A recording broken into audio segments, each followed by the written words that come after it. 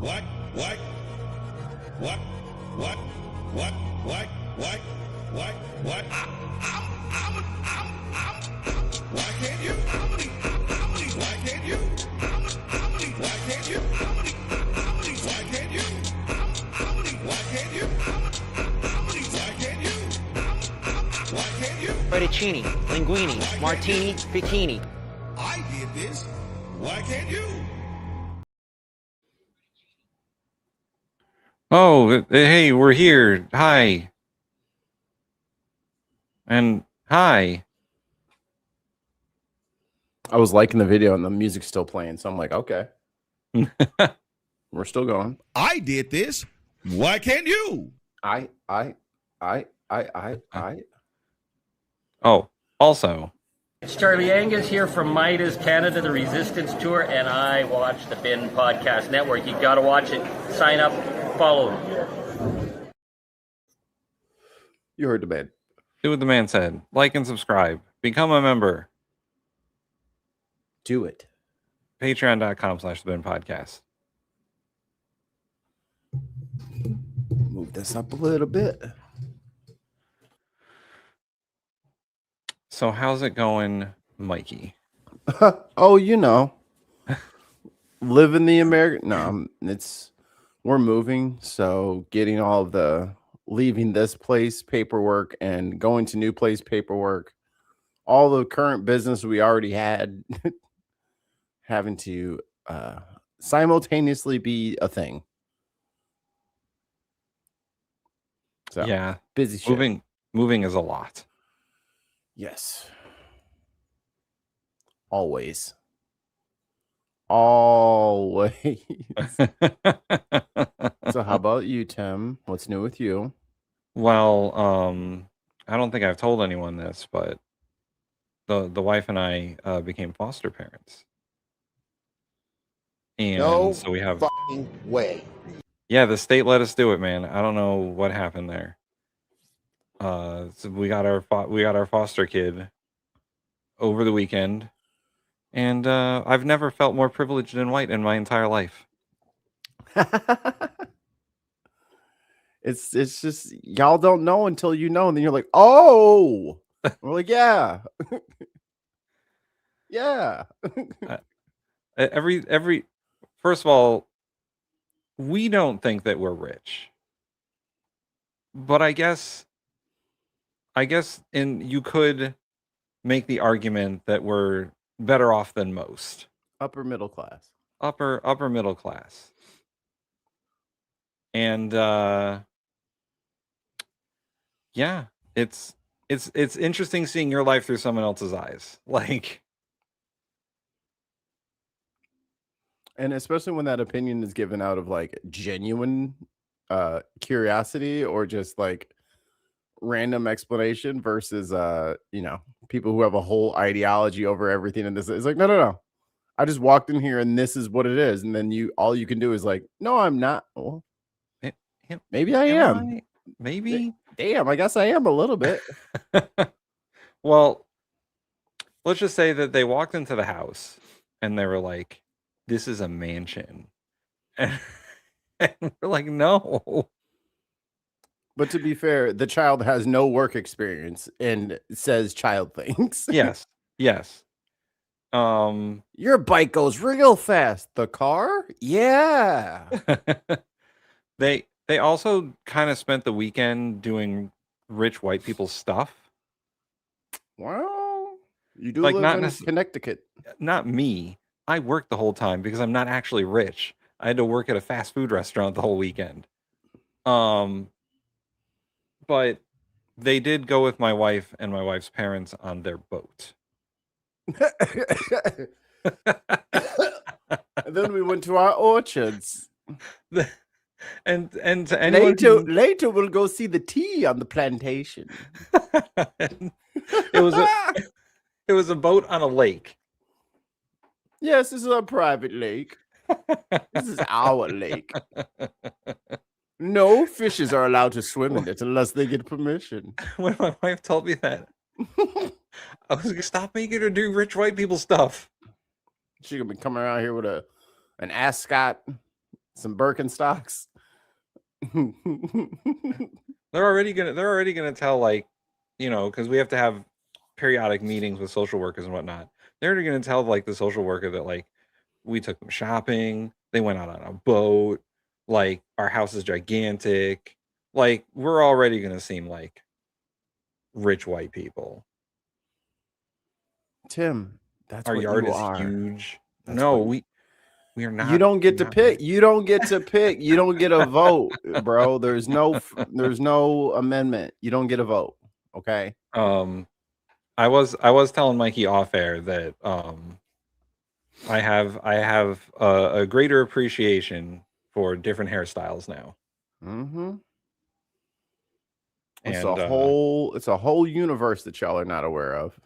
I'm so glad that my hair is uncomplicated and it only takes 15 minutes to cut it. It took. We gave Stinky Butt a bath yesterday. Well, I started her bath before the wife got home, so it took like 20 minutes. It probably took. We did pretty fast, like 2.5 hours to do her hair. 2.5 hours to brush a little girl's hair. to detangle and brush. And she's screaming, like she is acting like I am peeling her nails back one by one. It's like, baby, I just sprayed your hair on the top. You're a little sensitive. I'm gonna need you. You're a little sensitive. Life gets worse. All right, we got a whole bunch of people to get to, and we got a whole bunch of super chats to get to already. Oh shit, for real? All right, let me get my open in a new. There we go. Come on. All right. Because then I pop out the chat. Because I feel like the chat. Oh, yeah, I see it. Yeah. But now the button won't load. Come on, you fucking box of bolts. What is wrong with everything? Anyway, we have the £2 British super chat from Viper Scott for the Civics Corner. No, I'm looking at the wrong one. Guys, that shit just pisses me off, man. Okay. I just want the screen. I just want it to pop out, man. And £5 British from Chris C. For the amazing Tim and his wife are opening their home to a child who is in need. And that's what we're doing it for. And to apparently spoil them. That's the whole point. And we also have 10 Oh gifted my god. Oh my. 10 All right. I'm ready. podcasted network memberships. It's raining in this bitch. Viper Scott making themselves felt in the chat. All right, Tim, you got the buttons. All right. Here are the 10 people who now have gifted Bin Podcast memberships. Hooligan.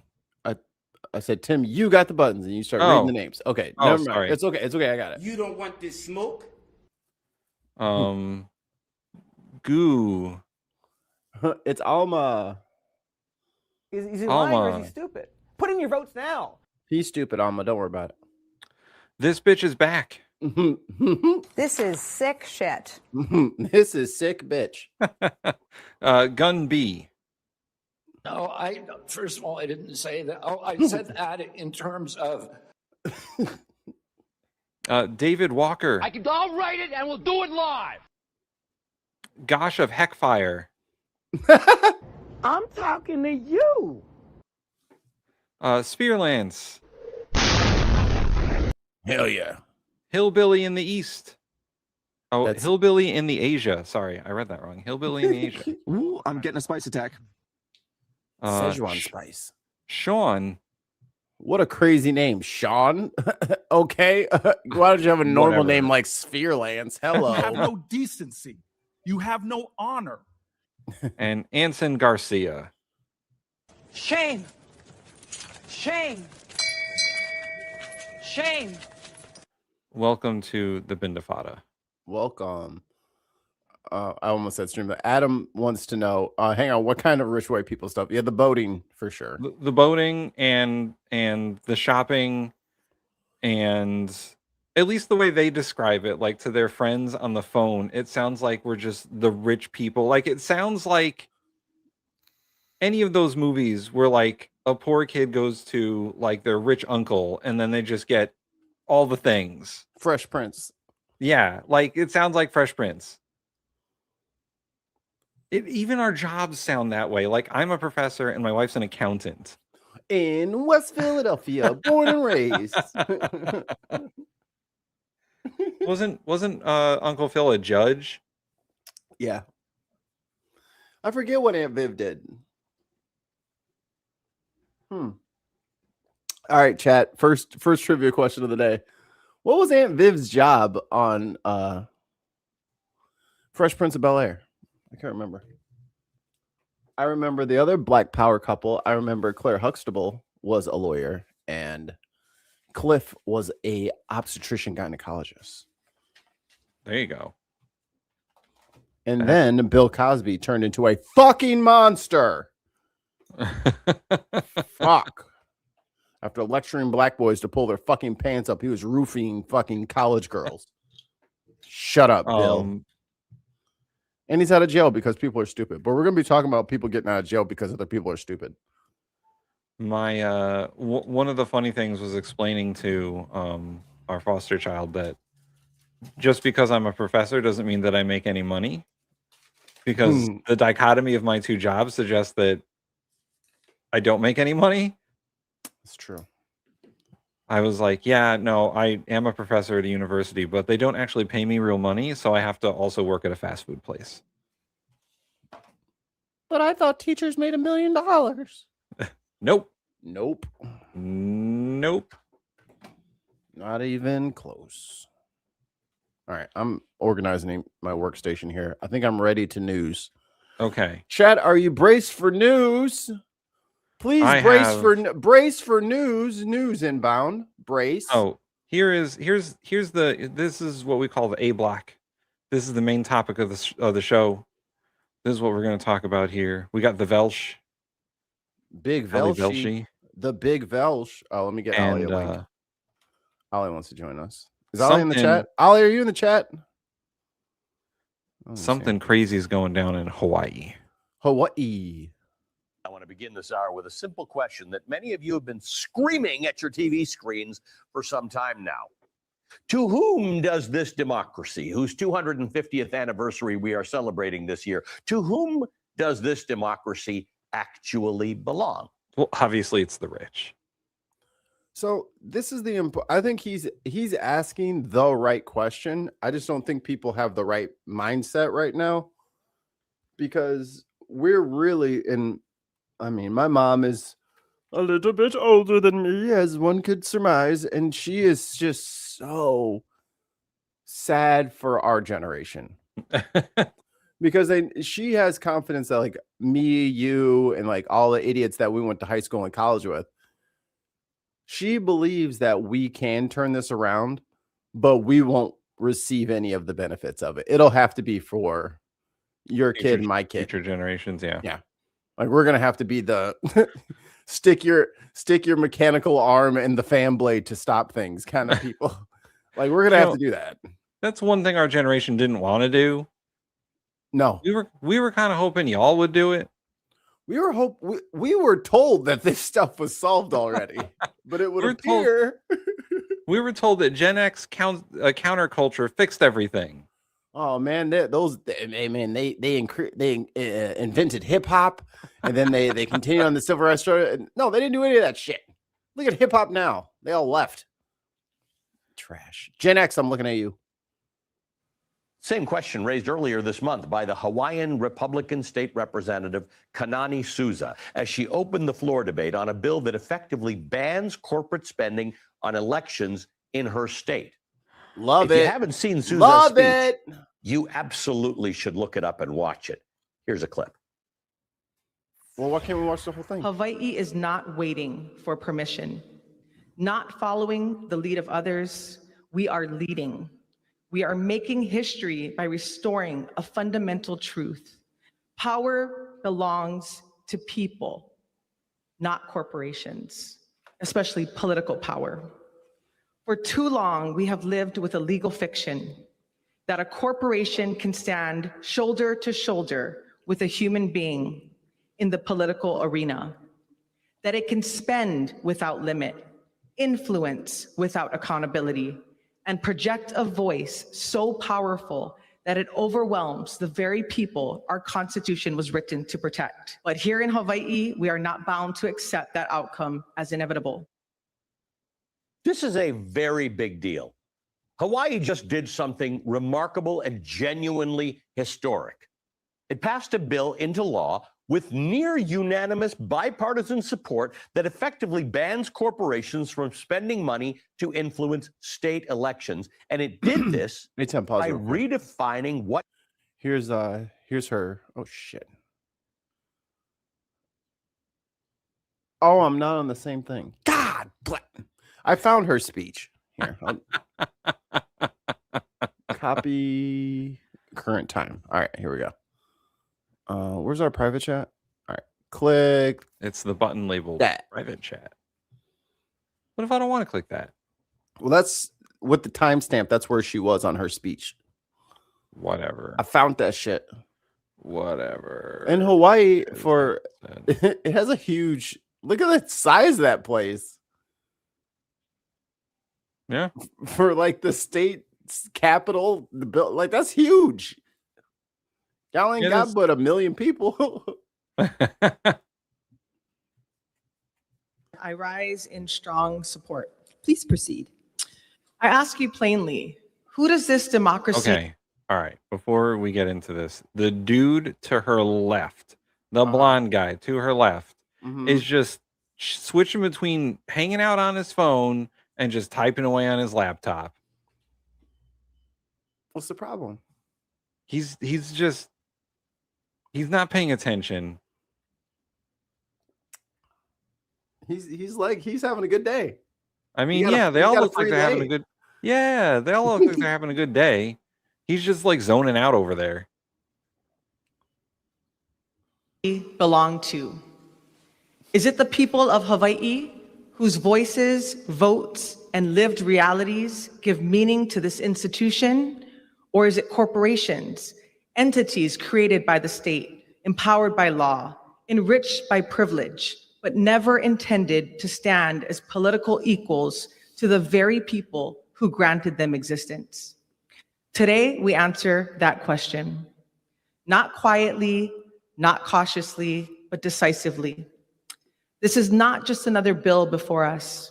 It is a defining moment where this body affirms the boundaries of power in our democracy. And with Senate Bill 2471, Hawaii is not waiting for permission. Not following the lead of others, we are leading. We are making history by restoring a fundamental truth. Power belongs to people. Look at, he's just fucking typing away on his fucking. He should hold his phone down, and the guy behind him, like, it's very obvious. What you could be a little slicker. You're clearly not listening to her. Not corporations, especially political power. For too long, we have lived with a legal fiction that a corporation can stand shoulder to shoulder with a human being in the political arena, that it can spend without limit, influence without accountability, and project a voice so powerful that it overwhelms the very people our Constitution was written to protect. That imbalance accelerated after the United States Supreme Court's decision in Citizens United versus Federal Election Commission, before it opened the floodgates for corporate money in our elections. Citizens United did not merely interpret the law, it fundamentally altered the landscape of our democracy, elevating corporate spending into a force that no individual can realistically match. Well, unless you're Elon Musk. Or Ellison, who owns the 6th largest Hawaiian island. Yeah, or like, I don't know, Bloomberg. Yeah, he's very rich. Like the richest rich people could do it. But that's about it. Like Space Bezos. Allowing entities created by the state to shape the system that governs us all. But here in Hawaii, we are not bound to accept that outcome as inevitable. We are guided by a deeper constitutional principle rooted in the very foundation of our state, that all political power is inherent in the people, not in a corporate charter, not in accumulated capital, not in a legal construct designed for commerce, but in the people. SB 2471 gives that principle force. It speaks with clarity and conviction. Corporations are not natural persons. They do not think, they do not vote, and they do not participate in our democracy as human beings do. They exist because the state allows them to exist, and that matters. Because what the state creates, the state defines. What the state grants, the state may limit. A corporate charter is not a right. It is a conditional privilege. This bill makes that unmistakably clear. It affirms that corporations may conduct business, build, invest, hire, grow, and contribute to our economy and communities. But it also draws a firm and necessary line. They may not spend money to influence our elections. Because when corporations enter the political sphere, they do not simply participate, they dominate. They bring financial resources no individual can match, amplify certain interests while crowding out others, and tilt the playing field through sheer financial force. Over time, that distortion erodes. Trust distances people from their government and leaves voters questioning whether their voices still matter. This bill corrects that imbalance.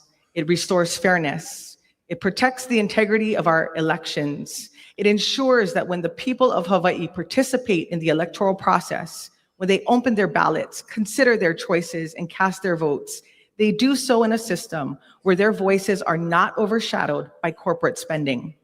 It reinforces a simple but powerful truth. Democracy belongs to the people who participate in it. And let us be equally clear about what this bill does not do. It does not limit the rights of individuals. It does not silence speech or restrict advocacy. People remain fully free, fully empowered to speak, to organize, to support candidates and causes, and to make their voices heard. What this bill does is define the limits of entities that exist only because the state has granted them that existence. It draws a clear and principled boundary between economic power and political power, and it makes clear that they are not the same. The work we do in this chamber every day matters. I said they not like us. They not like us. Question from the chat, unrelated. Serious question: how many annual medical visits does Trump need? There's 4 years there's 4 years in the year. Everybody knows that. Yeah, I think this is his third one in 12 months. All right, so we got the gist. Yeah, we got the gist. This bill in Hawaii, or soon to be law in Hawaii, maybe actually a law in Hawaii, says that corporations, you ain't people. You ain't people. You can't contribute to politics, money. You can't do it. I'm surprised it actually took people this long to think this idea up. And it might be a state by state thing. Maybe it just has to go through that way because it is between the 30 some odd million they used to get rid of Cat, all the money that Elon put up in Wisconsin for that Supreme Court race. Like, it's no one likes this shit. And I keep trying to understand this, Tim. Maybe you can help me here. Yeah. What the fuck is the money going to? Consultants. Because the consultants don't actually make sure people vote. They just take your money and tell you what to say. There's a entire like industrial complex. Most of the money goes to media companies. Like, the money that's spent goes to media companies for ad buys. Yeah. I was looking at that fucking that autopsy from the DNC. Yeah, a lot of money went to advertisers and TV stations. And it's like, so you're raising money to give the TV stations because they're broke? Yeah. Why don't you just give that money to the fucking people that you're raising it from? Like the mutual aid hubs that are doubling as campaign headquarters. I love it. That's what it's supposed to be. It's the people's money, not your money. Like, well, this is mine now, so I will help my other friend who's also sucks at politics. And, there is a whole like system of just campaign campaigns and PACs giving to other campaigns and PACs. Like there's this whole feeder system for the DNC and the RNC through these smaller like organizations just to funnel money. It's all dark money and soft money, and it's all 100% legal because the Supreme Court said you can do whatever you want. So again, before the fucking MAGA trolls get in here, we're not Democrats. We are not MAGA.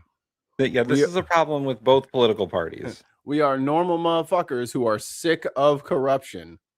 Get out if you don't have any ideas and you just have your rich friends giving you a seat. Like, we need ideas now.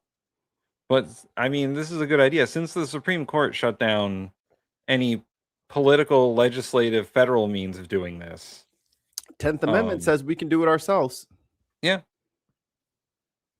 What powers a corporation actually has. Hawaii Governor Josh Green signed it on May 14th, making Hawaii the first state in the nation to take on Citizens United and doing so in a way that no state has done before. This is good news because MAGA-crats. Yep. The MAGA-crats. That's the new name of the show. There we go. The MAGA-crats. We'll trick them all one by one. It's a model that at least a dozen other states are working on following. Now, obviously, you know the story of Citizens United, but it's worth repeating. In 2010, the United States Supreme Court ruled 5-4 that corporations, like people, have a constitutional right, a First Amendment right, to spend unlimited money in elections. Soon after that decision, the floodgates opened, as you would expect. From 2010 to 2024, outside groups spent more than $4 billion with a B on federal elections alone. Dark money spending by groups that are not required to disclose. We have homeless people. But Tim, we have starving veterans. Like, yeah, it's so cake in circuses with these idiots. I like know. They don't get that they can't keep giving these assholes money and all their problems will disappear. They're just keeping the money. Okay. They are. You don't need to give your money to the DNC or the RNC. They're just going to give it to fucking Time Warner or Comcast or insert name of production company. They're just going to waste it. Yeah. Yeah. And listen, the Citizens United is probably the second or third most consequential Supreme Court decision ever. I think monetarily, maybe Glass-Steagall is the only one with the higher dollar amount attached to it. But yeah, this is $4 billion last year. And in fact, there's a favorite Keith Olbermann clip that we have where Keith Olbermann compares Citizens United to Dred Scott. Yeah, saying that it's more of a blunder than the original Dred Scott decision. Because and you know, Chief Justice Roberts is going to go down in history as one of probably the most consequential chief justices in Supreme Court history. These were the free speech advocates. Wait a minute. It's there's a delay. Hold on, it's coming. There it is. Oh wait, that's not the right one. Wait, which? Where's Spherelance's comment?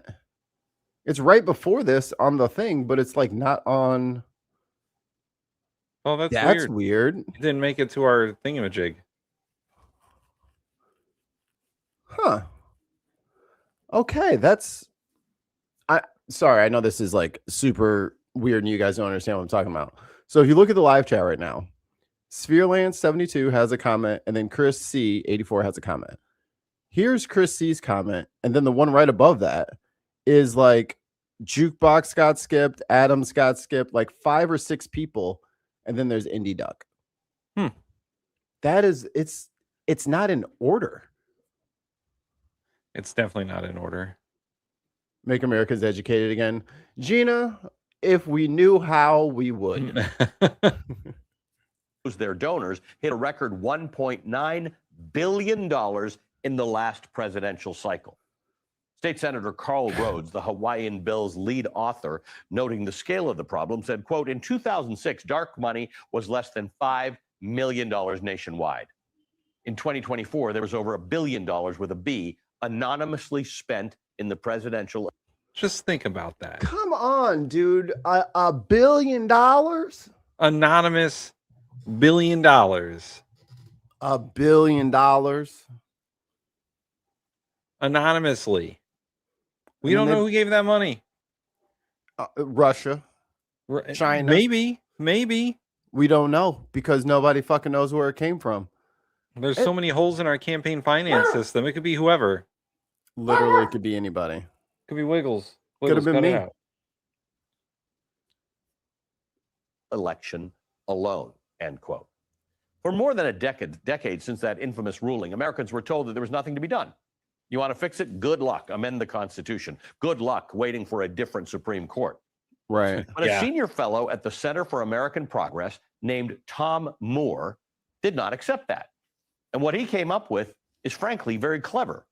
Moore's insight was this. Citizens United asked whether the government could regulate a corporation's right to spend money in elections. The court said no, it could not. But the Supreme Court was never asked, nor did it ask, a different, more fundamental question.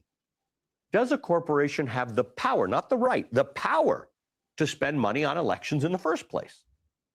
And that question, it turns out, belongs entirely to the states. Here's the 10th Amendment, y'all. 10th Amendment. 2 British pounds from Piper Scott. USA, copy the Finnish education model. If only half our country didn't believe that Finland was a socialist nightmare. I think everyone's going to want the socialist nightmare coming up pretty soon. Like, unfortunately, Tim, I think we were 100% correct. We were just early. Yeah. We're just 30 years in the future. And then eventually everyone's going to be like, yeah, and Citizens United is bad. Like, even on the way, it's bad and we should get rid of it. We've always been trying to get rid of it. But you guys love Barack Hussein Obama so much, you wouldn't let us get rid of it. Like, they'll just completely change the narrative in the future and then pretend like we were the crazy ones all along. Yeah. Glad to know. Right? Actually, the truth soothsayer. These were the free speech advocates. Good night and good luck. Oh. Ooh, that was weird for a second. It was both of us. It was everyone all the time. I love coming in there with the second window like, hi, Tim. Created by state law. Unlike humans who are actually born, corporations are created by state law. They are given their powers by state law. They are dependent on state law for their very existence, which is why people choose to incorporate in various different states based on the rights that that state offers. Anyone who even has a small company knows that a corporation... The same thing with the housing market. The housing market is being ruined and squandered by private equity. Okay, if you're in the state, you have to provide that license to them for them to set up their businesses. You don't have to let them set up. Yeah. You can be like, actually, what do you do? Real estate, property management? No. Decline. Denied. Right. Get out. No, you can't do that here. But that never happened in Illinois and many other states. And now they are just pigs in the barn, just eating everything. In America is a state entity. Chief Justice John Marshall established this principle in 1819, writing that, quote, a corporation is an artificial being, invisible, intangible, and existing only in contemplation of law. Being the mere creature of law, it possesses only those properties which the charter of its creation confers upon it, end quote. Pretty simple writing. In other words, corporations only exist because states created them and gave them their powers, things like the right to own property, to sign contracts, to sue, and to be sued. That 200-year-old Supreme Court decision has never been superseded. So Tom Moore's strategy, he calls it the corporate power reset, builds directly on this concept. States create corporations. States grant corporations their power. States have always retained the authority to rewrite that list.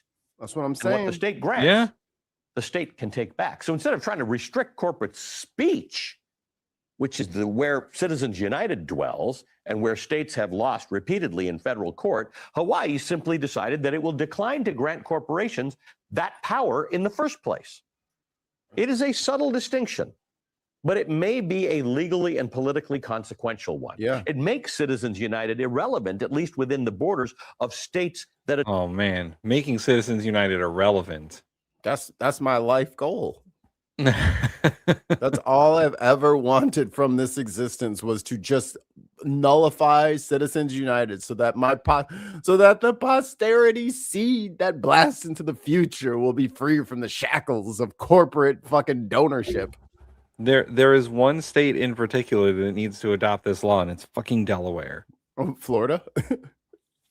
Because all these companies and shell companies and whatnot all exist in Delaware. Yep.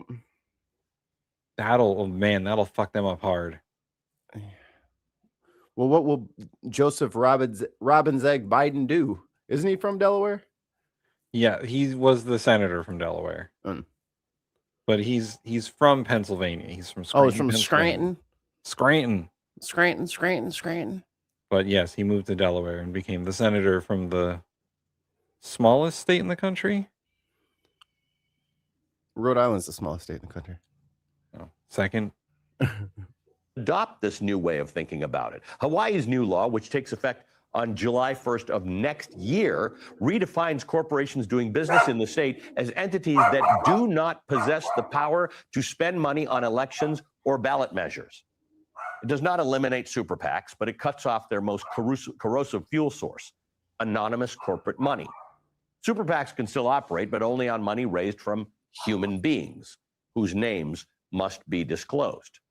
State Senator Rhodes noted that anonymity isn't just a transparency problem, it's actually a national security problem. Quote, it's very difficult to know whether Russia or Iran or China are funneling money into American elections. That's what we said. And here's the important part.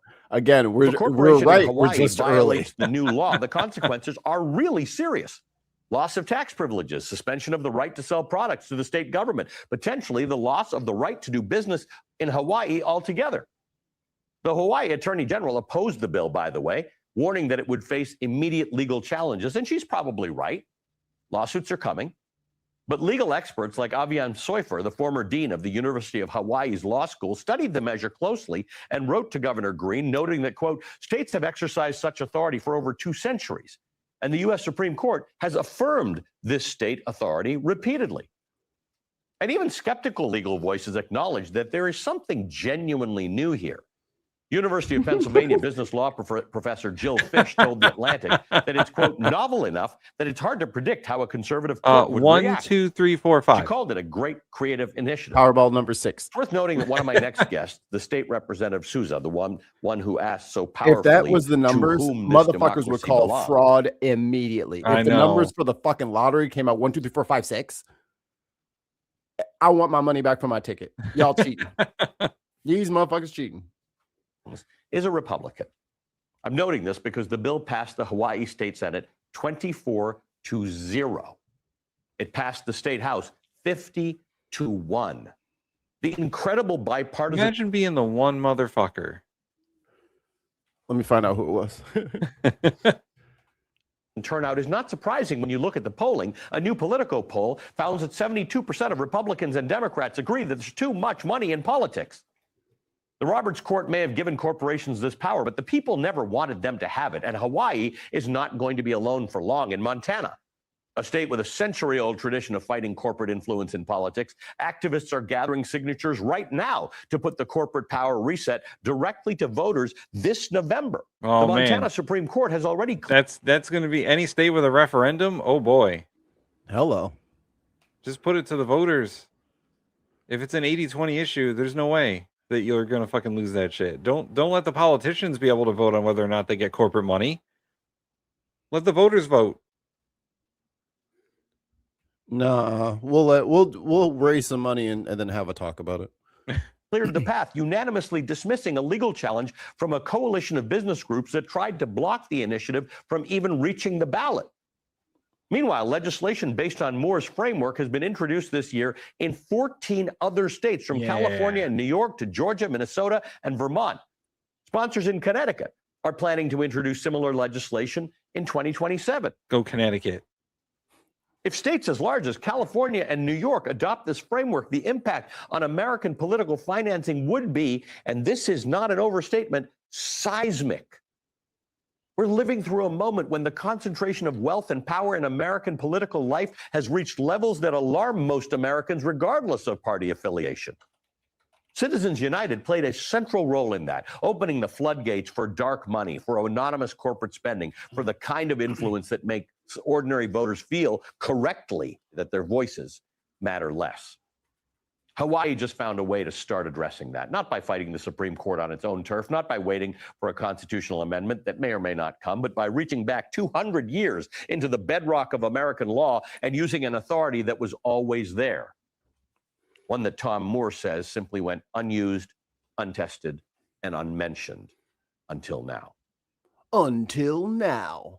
Until now. Chrissy drops in here. Breaking news. Federal court blocks new Republican-friendly voting map in Alabama. Panel of 3 judges says congressional map was drawn to intentionally discriminate against black voters. Yep. Yeah, no, they would never do that. We're going to talk about that too. They would never do that. And just a little refresher for all of y'all on Citizens United. Tonight, as promised, a special comment on the Supreme Court's ruling today in the case Citizens United v. Federal Election Commission. Someone, in the cold morning. Someone, I forget who it was, but someone put a link in the thing for like a clip that we should react to for Thursday. Yeah. And it was, I can't remember, it was in Missouri. Remember the guy threw all the papers up in the air and then he punched yes. it? Yes. I forgot about that guy. I think we did that for Unboxing the first season. Yeah, we did that early on. I think I found it randomly watching those when I used to watch town halls all night long, and I randomly found that one. But yeah, we did cover it. He got a pretty like medium score because he's a shitty person, but the execution did get him points from the judges. Yeah, I remember. We gave him bad points for being a shitty person, but we gave him all the points for vibes, basically. He punched the shit out of that paper. And his microphone. Could have been, but and everybody around him was like, "Oh, there's paper on me now. What is happening? The paper's spreading." Listen, if you say shit with that much conviction, you're gonna get a good vibe score. You're just gonna. We have to. Friday, March 6, 1857, a very old man who was born just 8 months and 13 days after the Declaration of Independence was adopted. A man who was married to the sister of the man who wrote the Star-Spangled Banner. A man who was enlightened enough to have freed his own slaves and given pensions to the ones who had become too old to work, read aloud in a reed-thin voice from a very long handwritten document. Pause it real quick. In it, he ruled on a...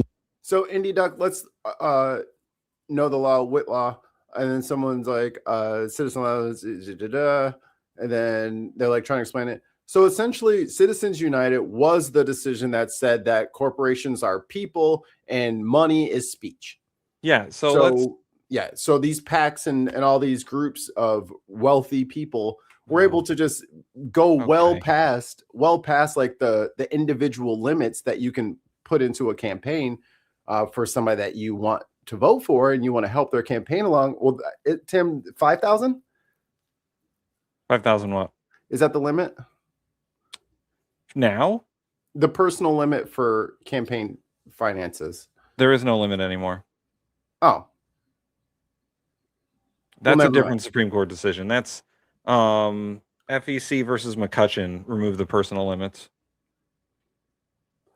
Well, I'm trying to explain the thing. So like I'm bringing up I'm bringing up my thesis that I will vamp for you here.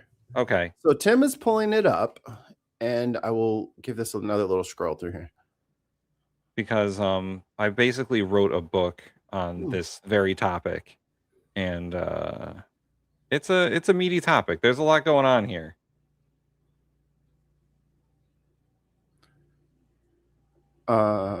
Okay, I read that one. Homie is just trolling around on his fucking riding mower. It's like, dude, put the blades down and cut the grass. Quit just driving around, dude. Fucking just 15 miles an hour through the backyard. You're You're gonna hit a root and tip that thing over.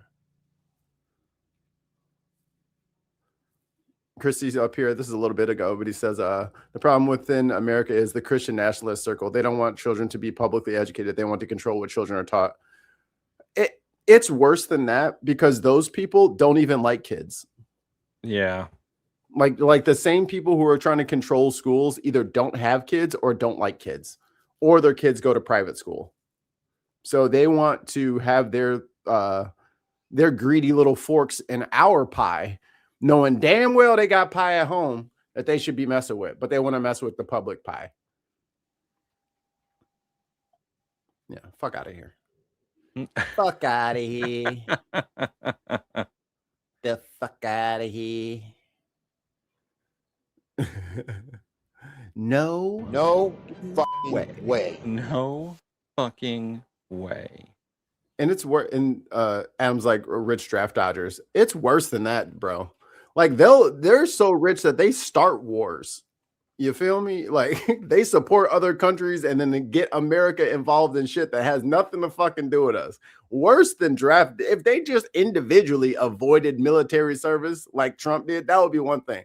But then to start launching children into other countries so that they can war when you ain't done shit, yeah, that's a special love. So here is the thesis that I wrote. I'll only read the introduction because it's the most important part. In the beginning, money in American elect. No, I won't do that. So basically, campaign finance law in America started in 1867 when a law was passed prohibiting federal officers from requesting contributions to Navy Yard workers. That was the first campaign finance law that was passed. The Tillman Act in 1907 was the first actual wholesale reform passed by Congress. It prevented federally chartered corporations and banks from contributing to election campaigns. Hey, the Tillman Act. We're going all the way back to the Tillman Act, apparently. The biggest problem is that the law was unenforceable because there was no oversight authority given to any branch of government. That was their fault for writing the law wrong. In 1971 is modern campaign finance reform, the Federal Elections Campaign Act, which was passed after Watergate.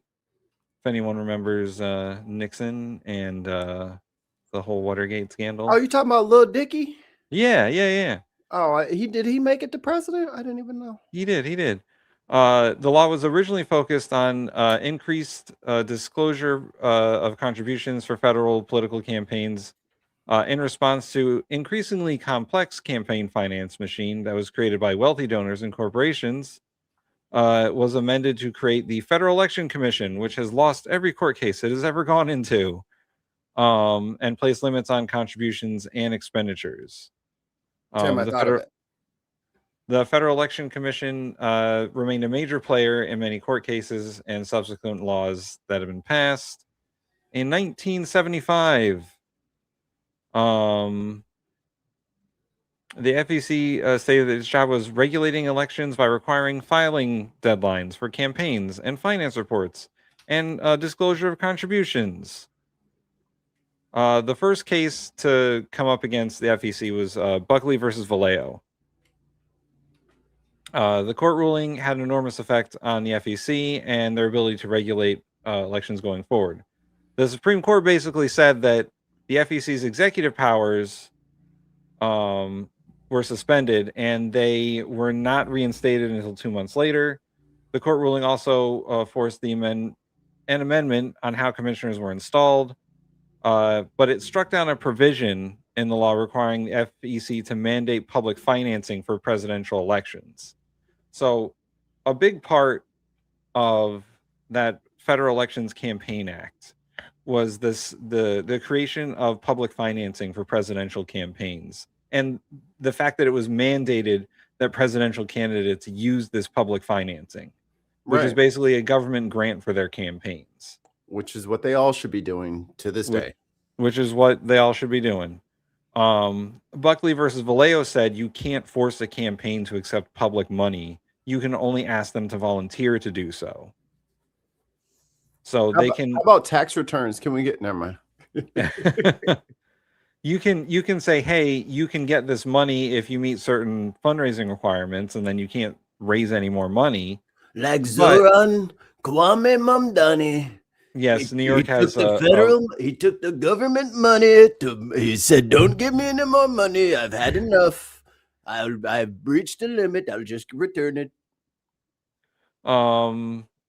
So it also said that any programs the state had couldn't require candidates to participate in public financing programs. The financial advantage of private fundraising frequently prompted candidates to opt out of public financing, which often included expenditure limits for participants. So if you went with public money, you had rules and regulations. If you went privately funded, you did not have rules or regulations. So mandatory public money. Oh, and unlike most fucking people on fucking YouTube, here, citations, this bottom left corner. Oh, I got footnotes. Look at that. So campaign contributions that are referred to as soft money are those raised by national or state parties, are not regulated by the campaign finance law because they are not contributed directly to a candidate, which is an important thing to note. Campaign money that is not given directly to a candidate is considered soft money. If it goes to the party, if it goes to a PAC, if it goes to some other entity, and it's spent on political money, or it's spent on political campaigns, it's soft money because you're not giving money directly to a candidate. This is often referred to as party building or get out the vote activities. Contributors are not subject to the contribution limits, and there are no requirements under federal law.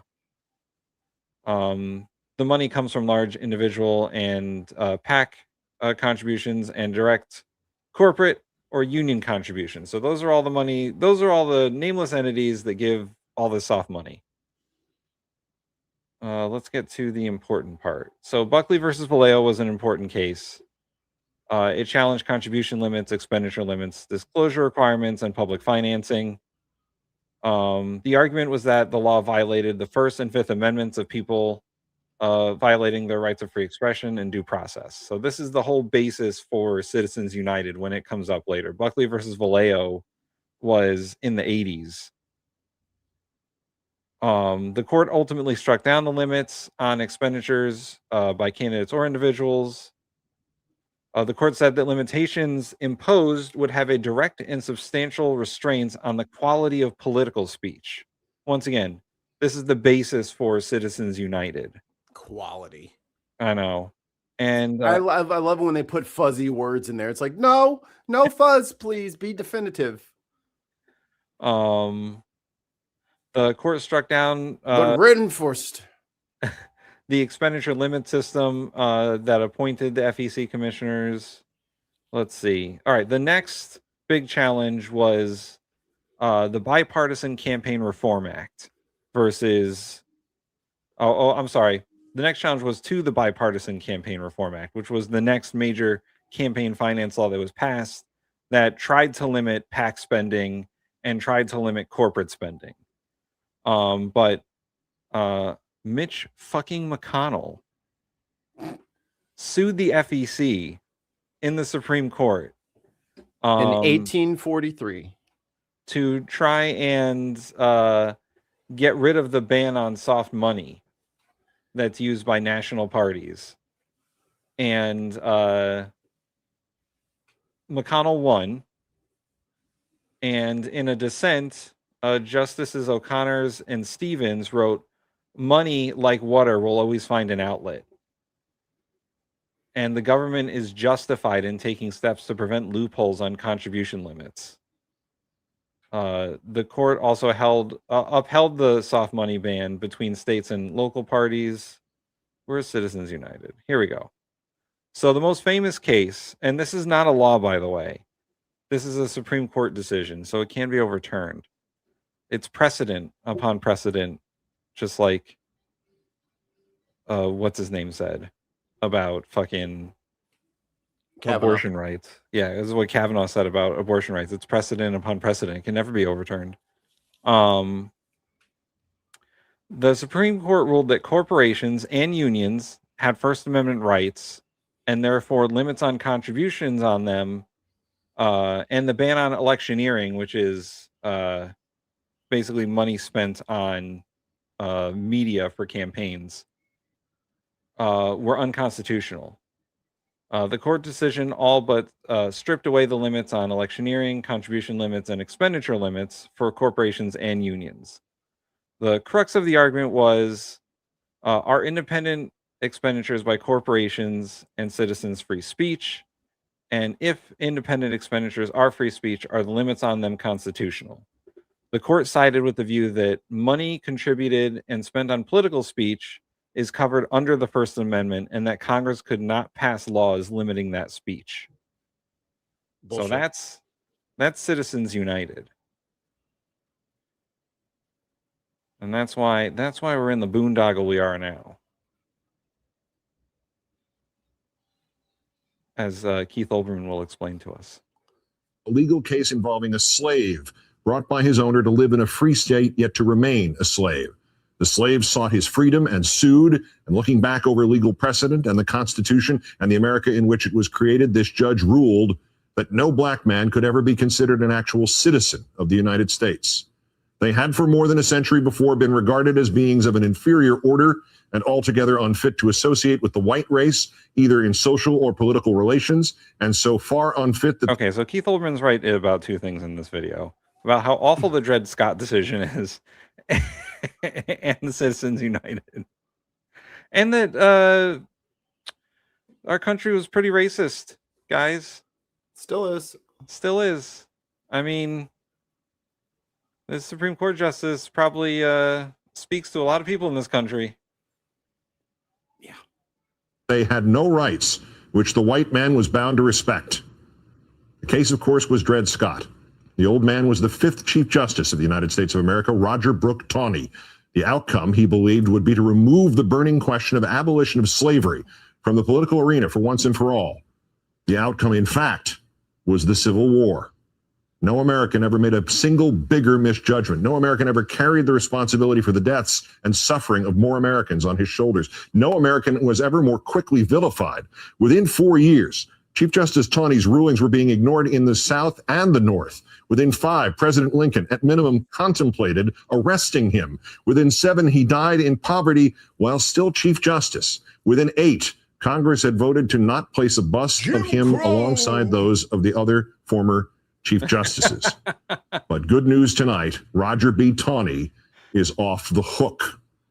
Today, the Supreme Court of Chief Justice John Roberts, in a decision that might actually have more dire implications than Dred Scott v. Sanford, declared that because of the alchemy of its 19th century predecessors in deciding that corporations had all the rights of people, any restrictions on how these corporate beings spend their money on political advertising are unconstitutional.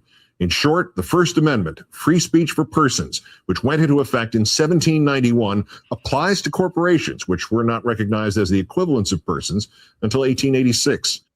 How absurd. I mean,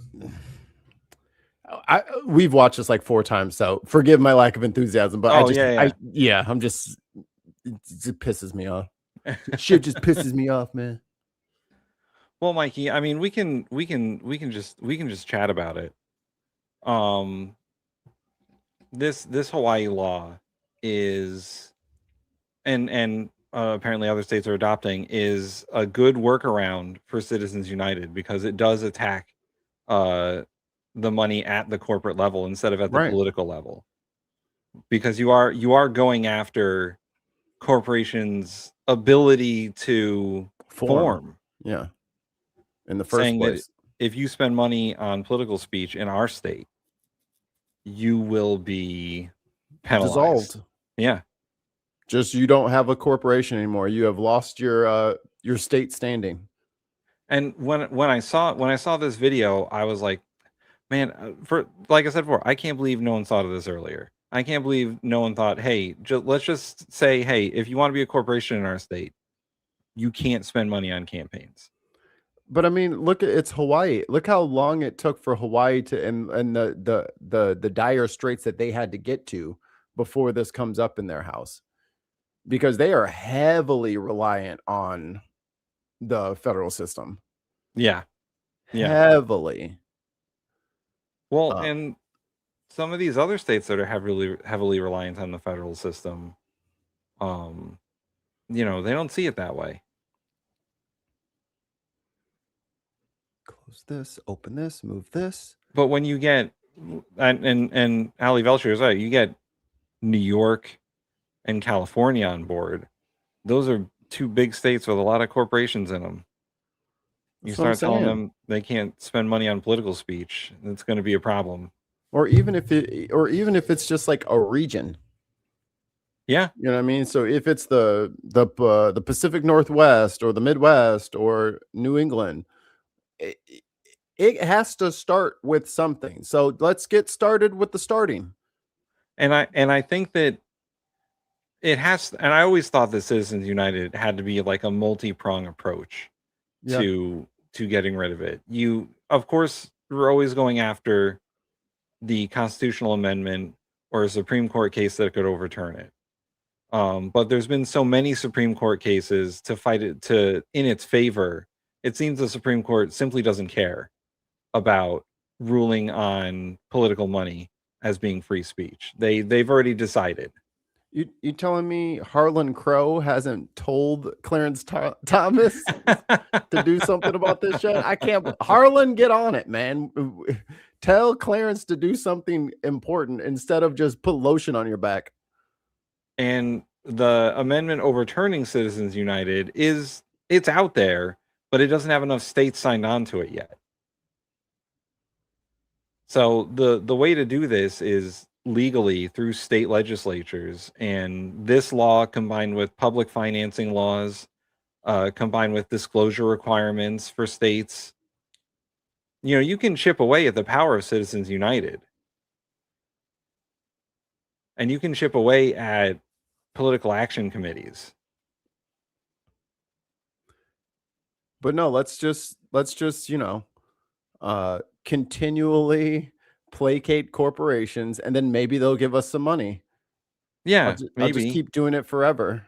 Maybe they won't keep charging us more money for the same things. It'll get better over time. We just have to continually let them rob us. And then eventually, Tim, their bank account will fill up, okay? And then they'll stop. It can only good happen. They'll fill it up, and then we'll get it fixed. Okay. I feel like between the research that we've done and the other research that's out there about, America is completely beholden to the top 1%. Like, studies have shown when laws are passed and you look at who those laws impact and who those laws interest, 9 out of 10, if the rich want something, it's in law. They get it.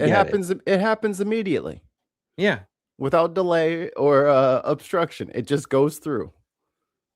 And if the population of the country wants something, or if people who don't or can't finance special interest groups or lobbyists want something, they only get it if it's what the rich want as well.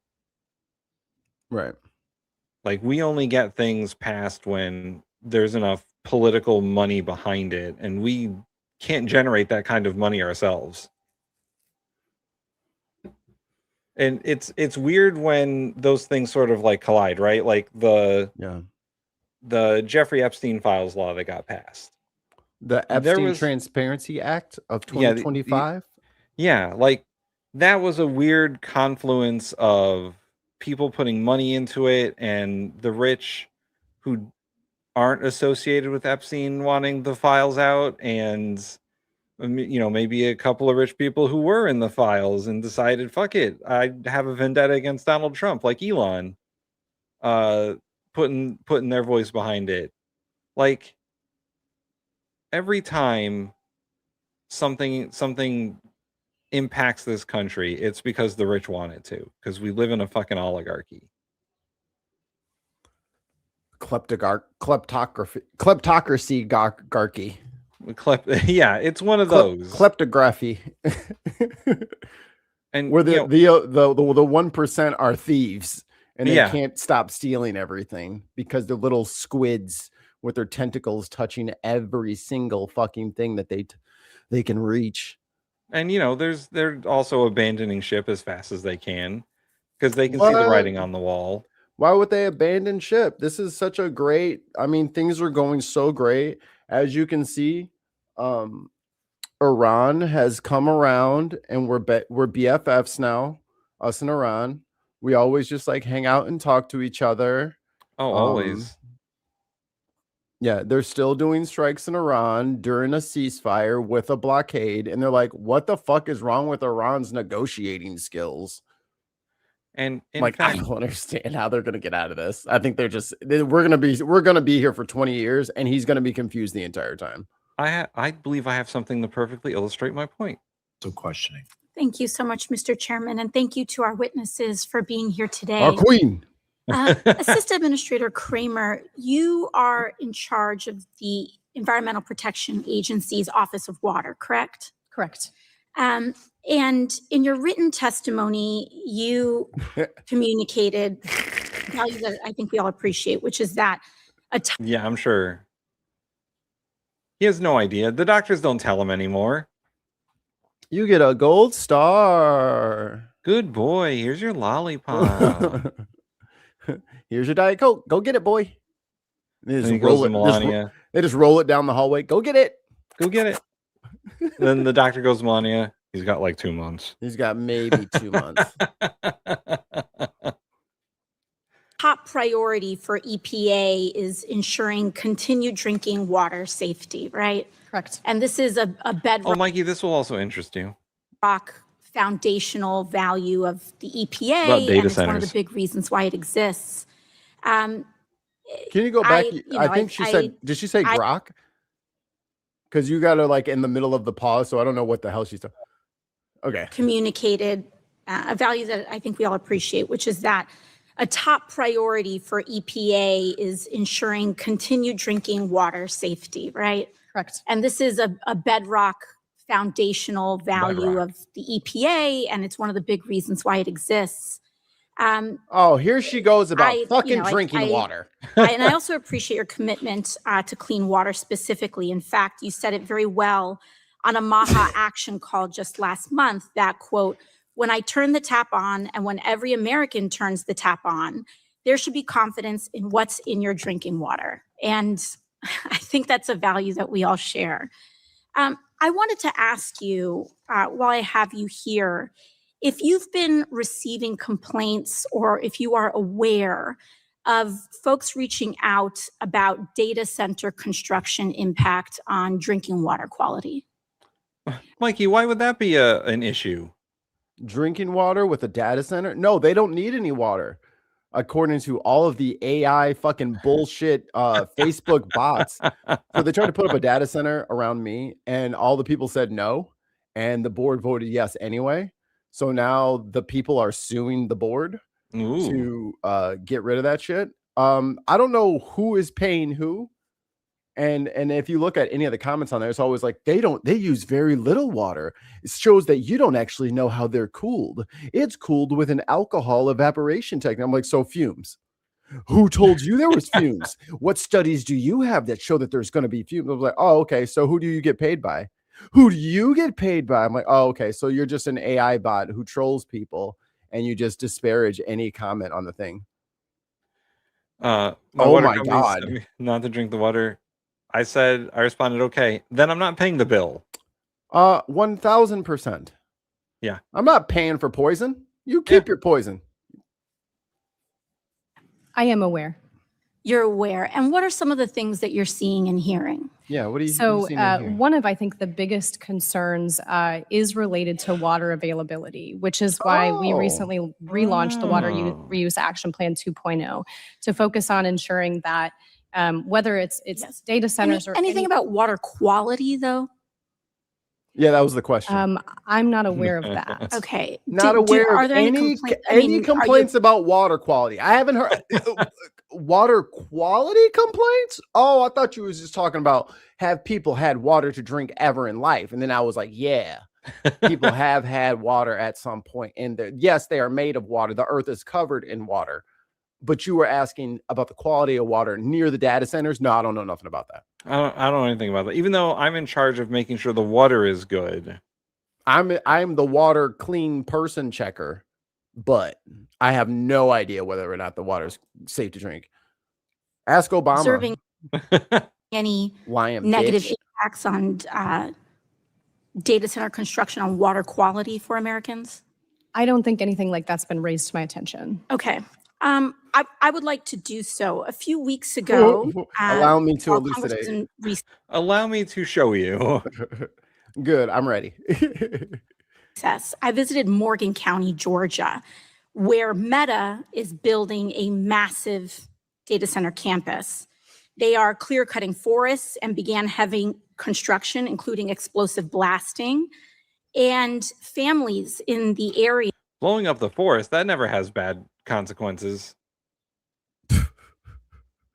These people are so fucking brainwashed and stupid. Like, think of how mentally checked out you have to be like, I'll blow up the forest and put a data center. And it could only good happen. Like, you have to be in a separate state of delusion, a completely parallel realm of existence where you think that that is a good idea. Like I don't remember anybody being like, you know what? God damn, we have way too much drinking water. God, it's everywhere. Just shoveling drinking water all the time. I'm just pushing it out of my fucking closet, just drinking water. No, that's not the fucking case, brother. The Midwest and the Great Lakes have most of the fresh water on Earth. Okay? So we don't need to be fucking draining that to just boil and put into the atmosphere because you want to fucking have AI porn. That's all this is for. Data theft and AI porn. No thanks. Adam says, please, Lord, let there be something eldritch on earth because Meta's placing. Yeah, are starting to see not only their water pressure decrease, to your point about water availability, but their appliances are have all stopped working because it is decimating their water quality. They now rely on bottled water to drink and prepare meals, and nearby residents' water bills are expected to increase by 33%. In fact, 33% for water you can't even. Brother, open that fucking lid right now and hand it to her. Open the lid and hand it to her. Don't say nothing else, AOC. Alexandria, don't say another motherfucking word. Uncork that motherfucking bottle, slide that bitch across the counter, and say, drink up, lady, because this is what you want people to drink. Drink it. 3%. In fact, I have a jar right here. This is the current drinking water in Morgan County, Georgia. Right after a data center was constructed, the Meta data center was constructed, the only difference between the clean water and this was that data center. Mikey, what does water got to go through to get that color? Dirt, rust, who knows what kind of fucking sediments are in there. Probably a bunch of heavy metals, lead. There's a bunch of heavy shit that, like, you know how hard it is to fucking, like, you're a chef. Yeah. You know how hard it is to emulsify things. Look at how that is suspended in there. It's like saturated. Yeah, drink that shit. Let's see. It's because it's contaminated with sediment, chemical additives, concentrated minerals, as facilities draw massive amounts of water to keep servers running. And then you can start getting the sludge from the bottom of, like, where the pumps and shit like that are, because it's the water source. Like, you can't do this shit to people. And then and here's the thing, and their water bill is going up 33%. So for that. The reason it's that color is they add anti-scaling agents, corrosion inhibitors, and biocides to the water. And they discharge whatever's left. That's what's left. Yeah. And y'all drink that. Gross. Put it in your mouth.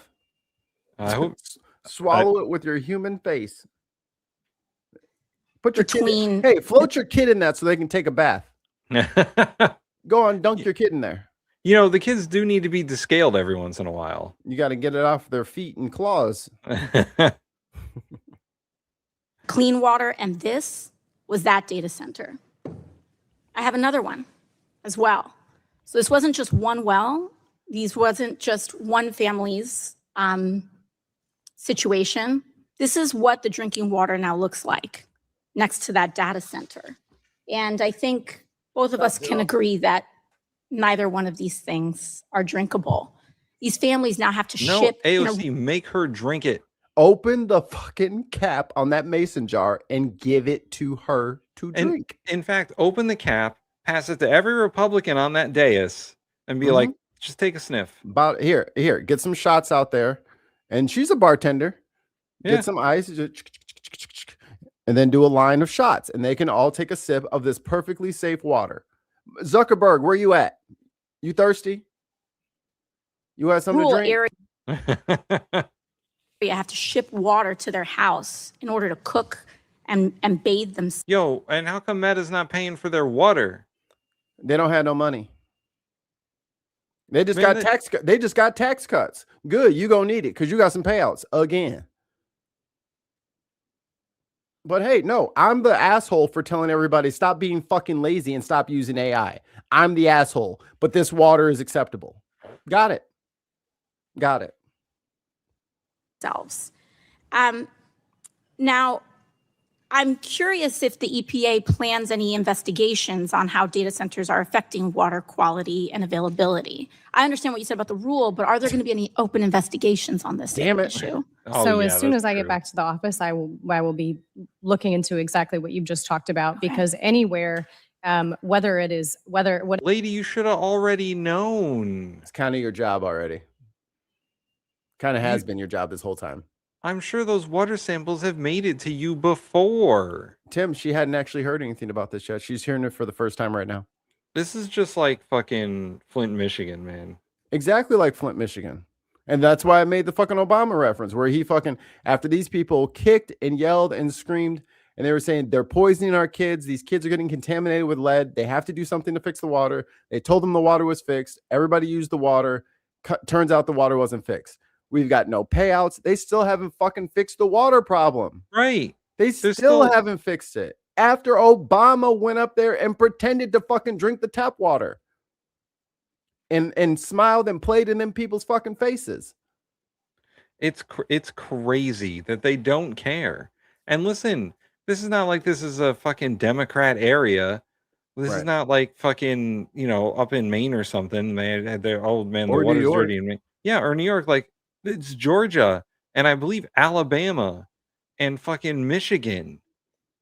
West Memphis in Tennessee and Colorado and New Mexico. So not only are these people getting infrasound, they're getting light, they're getting poisonous air, and then these guys are fucking up the water supply. In Lake Tahoe, they cut off 10,000 homes to prioritize the new data center. There you go. I don't understand I would understand greed if it had, this type of greed, if it had some sort of finish line, if they had something that they wanted to accomplish. This doesn't even do anything. Right. It doesn't.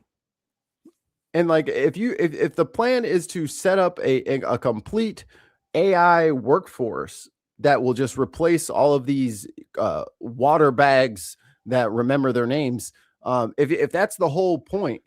Who am I again? Yes. If that's the whole point, what society do you plan on spending your money in? If no one has jobs and water. The air and or jobs, water, and it's going to be acid rain, brother. Like it's just so then that's going to corrupt all the rest of the fucking what? So what is the fucking goal here? What you want? Generative AI? You know how fucking far away from generative AI you guys are? And at this point, all they're doing is just making data centers so they can make ad AI bots. Right. That's all and porn bots. That's all that they're creating. They're not gonna fucking cure fucking cancer. They're not gonna make your fucking life better. They're not gonna like give you some sort of tool to help your business get to the next level. They're just stealing your data, you stupid bitch. They're just stealing your shit. And then to pretend like this is going to be the great awakening of the American pop. We already know how to fucking do shit, but no one can fucking eat. Right. And so your plan was to triple down and gamble away our entire livelihoods for porn. Chrissy says, it sounds like these data centers are using an open loop cooling circuit where they take the water from a river, lake, reservoir, etc., pump it through the cooling circuit, and then discharge it. Correct. Yes. But they're also not filtering out anything. They're taking in the That's water, expensive. sediment and all, applying chemicals to it so it doesn't fuck up their system. Right. And then discharging all the waste. Right. Mikey, they're playing by Fallout rules. They're about to create a massive problem and create a solution that they can sell. It'll be different from form of selling, most likely. Look, I mean, if they want hunter-gatherer society, they're not going to survive that. They're not going to survive that. It's going to get very bad for those very rich people very quickly. And there won't be a country for them to go flee to and just like have their I hope they have enough money. Oh, man. And the other consequence of all this AI bullshit is that people think that they shouldn't hire people anymore. And they're not going to hire shit. And in this year, college graduates have for the first time ever, college graduates have a worse unemployment rate than the general population. So getting a degree was useless. Yeah.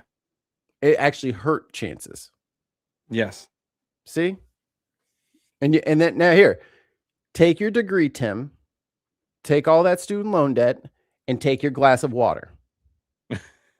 That's the future that they are offering to people and saying, don't attack me. This is what I offer. Okay. Okay. When shit start turning up, remember when Elon was crying like a little bitch on Fox News, weeping and boo-hooing because like 6 of his little ugly ass Cybertrucks got set on fire? Brother, what the hell do you think they're gonna do when you fuck up their water, dog? When that Grok machine poisons somebody's kid or a whole classroom of kids, what do you think those parents are gonna do? You think the shit talking streamers are the problem? Wait till the real life on the ground people who are feeling these effects, who are getting crunched up by the machine. Wait till the bones start coming to life and start coming after your ass in the night, scratching you through your dreams. Like, there is no escape from this. You will either be a good person or this country will eat you. Christy says, not even power plants use that cooling design. They use 2 cooling circuits, one closed loop, which is cooled by the second loop, which is fed through a dedicated cooling reservoir. So like a 8. Yeah. You got one circle and then a circle that goes through that circle that cools off that circle. But they have their own like on-property cooling reservoir, especially nuclear power plants, because they need that. So especially for the nuclear, the spicy stuff stays separate from the cooling stuff. Yeah. But they have a shared pipe where the cooling takes place.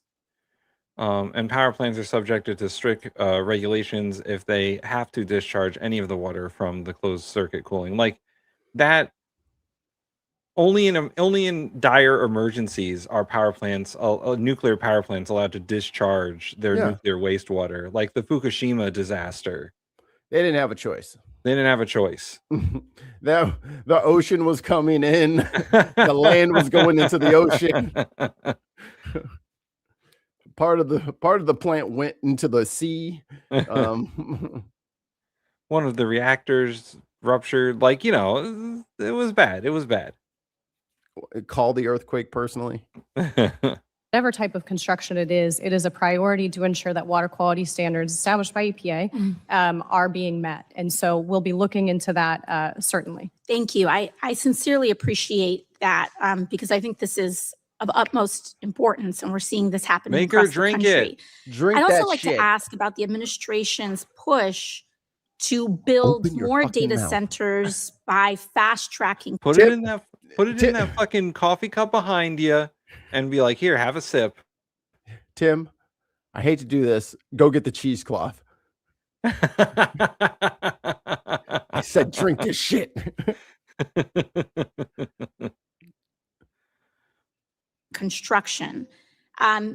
Because the administration's been issuing executive orders to fast track data center construction when we know that water quality is encountering major issues. Are there any mandates for data centers to do water quality testing prior to construction? Of like coming from a public water supply, drinking water supply. Bitch, you don't sampling? understand the goddamn question I'm with not your aware of slow anything like ass. that. God. However, it doesn't mean it. I'm just not aware of it. Might exist, but I'm not. Of course. She has no idea. First of all, Is he lying or is he stupid? Put in your votes now. It wasn't a hard question. You sound stupid when you try to obfuscate. It wasn't a hard question. Hey guys, that shit just pisses me off, man. Okay. But no, but this is the thing. And then people yell at me and they yell at you and they yell at people like us because we get passionate because this is fucking people's drinking water, a basic human necessity and right, especially in this country. And this dingbat dumb bitch bimbo motherfucker is like, I guess I'll look into it. And then I'm like, oh, you can't be disrespectful to people. Fuck this lady. Bleach blonde, bad built, butch body. Like straight up, fuck this lady. If you don't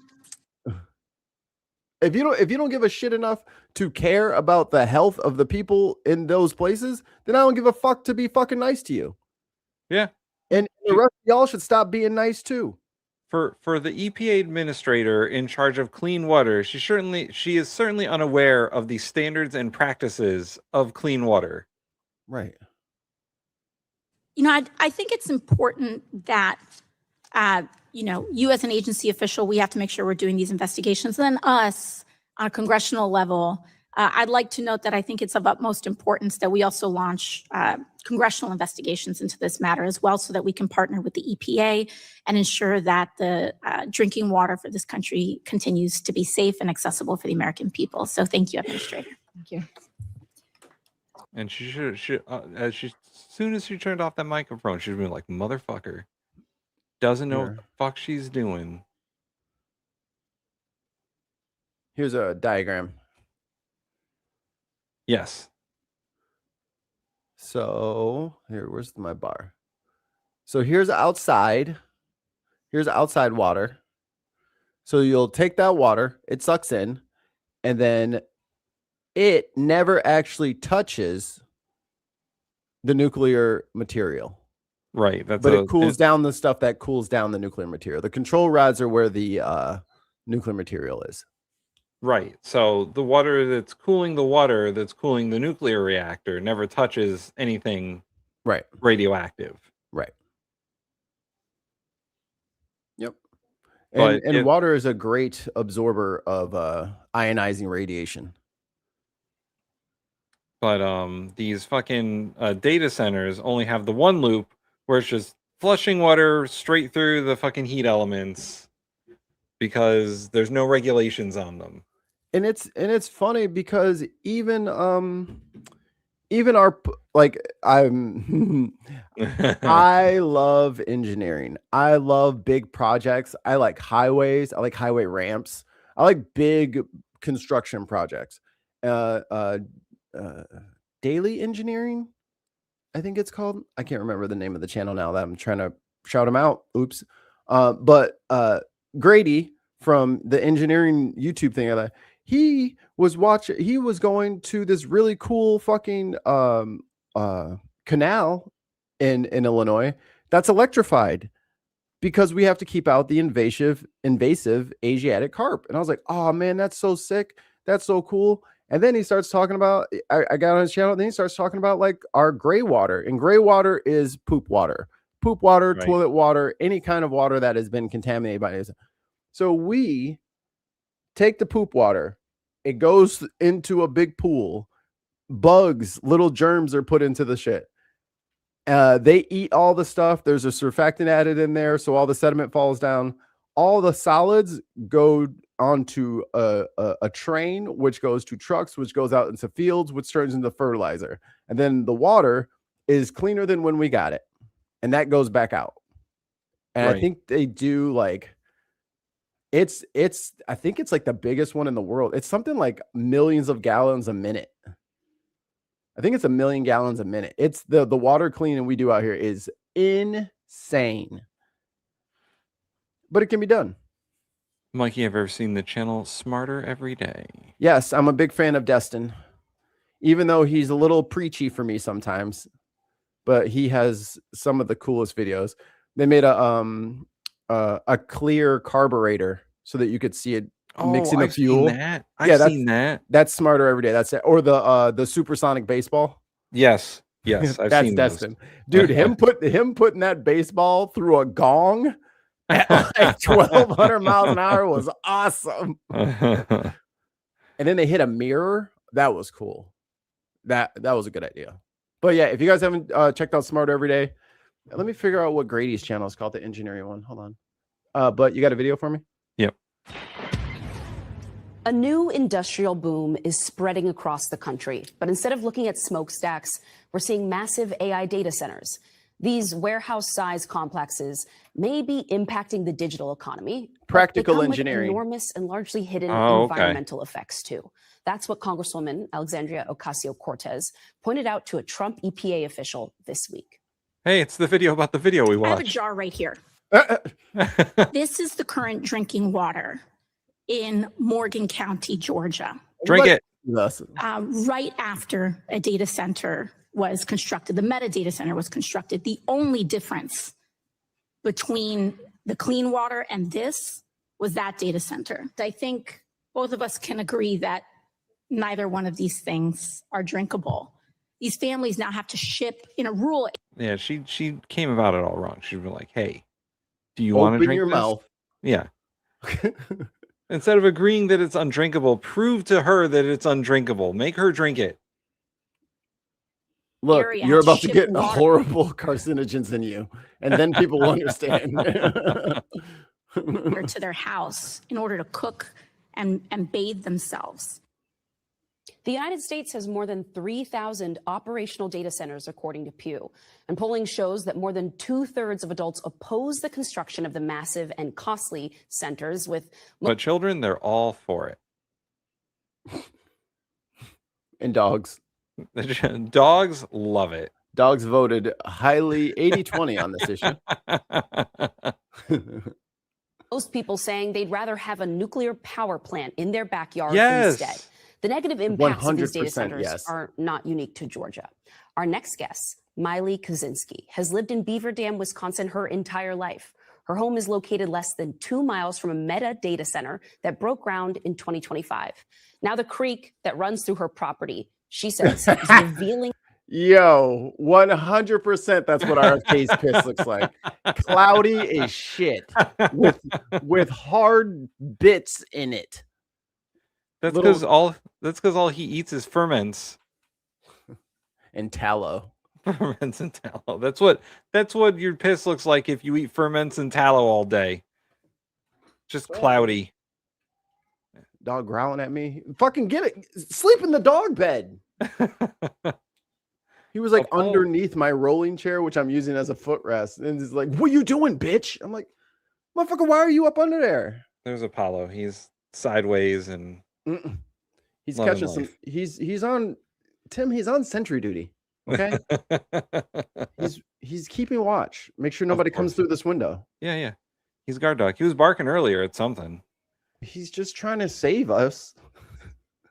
Why do you got to fight? Why do you got to hate him for protecting you? He's not in a save you position. You don't know that? That's not a save you position. You see anybody coming in here? He's not ready. He's not ready to pounce. You think that. But again, do you see any invaders trying it? They know what's going to happen if they try it. That's why they don't even bother. Just give up. The environmental impact of the data center, milky water, chemical smells, and significant erosion. And joining us now is Miley Kosinski. It is great to have you and good to see you. I want to start by just letting you explain to us what you started to see on your land, on your grass, and in your water. Hi, good morning, or good afternoon. Thank you. I live about 1.5 miles from the metadata center. We have a beautiful creek that runs through our front yard on the way down to our barn. I came down to do chores one morning and the creek was bone dry. Bone dry. Without rainfall, it came rushing back about a day later. And this has happened repeatedly all construction season long. And we have still not been able to find an answer. We're just about reaching a year here that this has been going on. We've been reporting to the DNR and trying to get people to investigate and figure this out to the point where we've had to. Gross.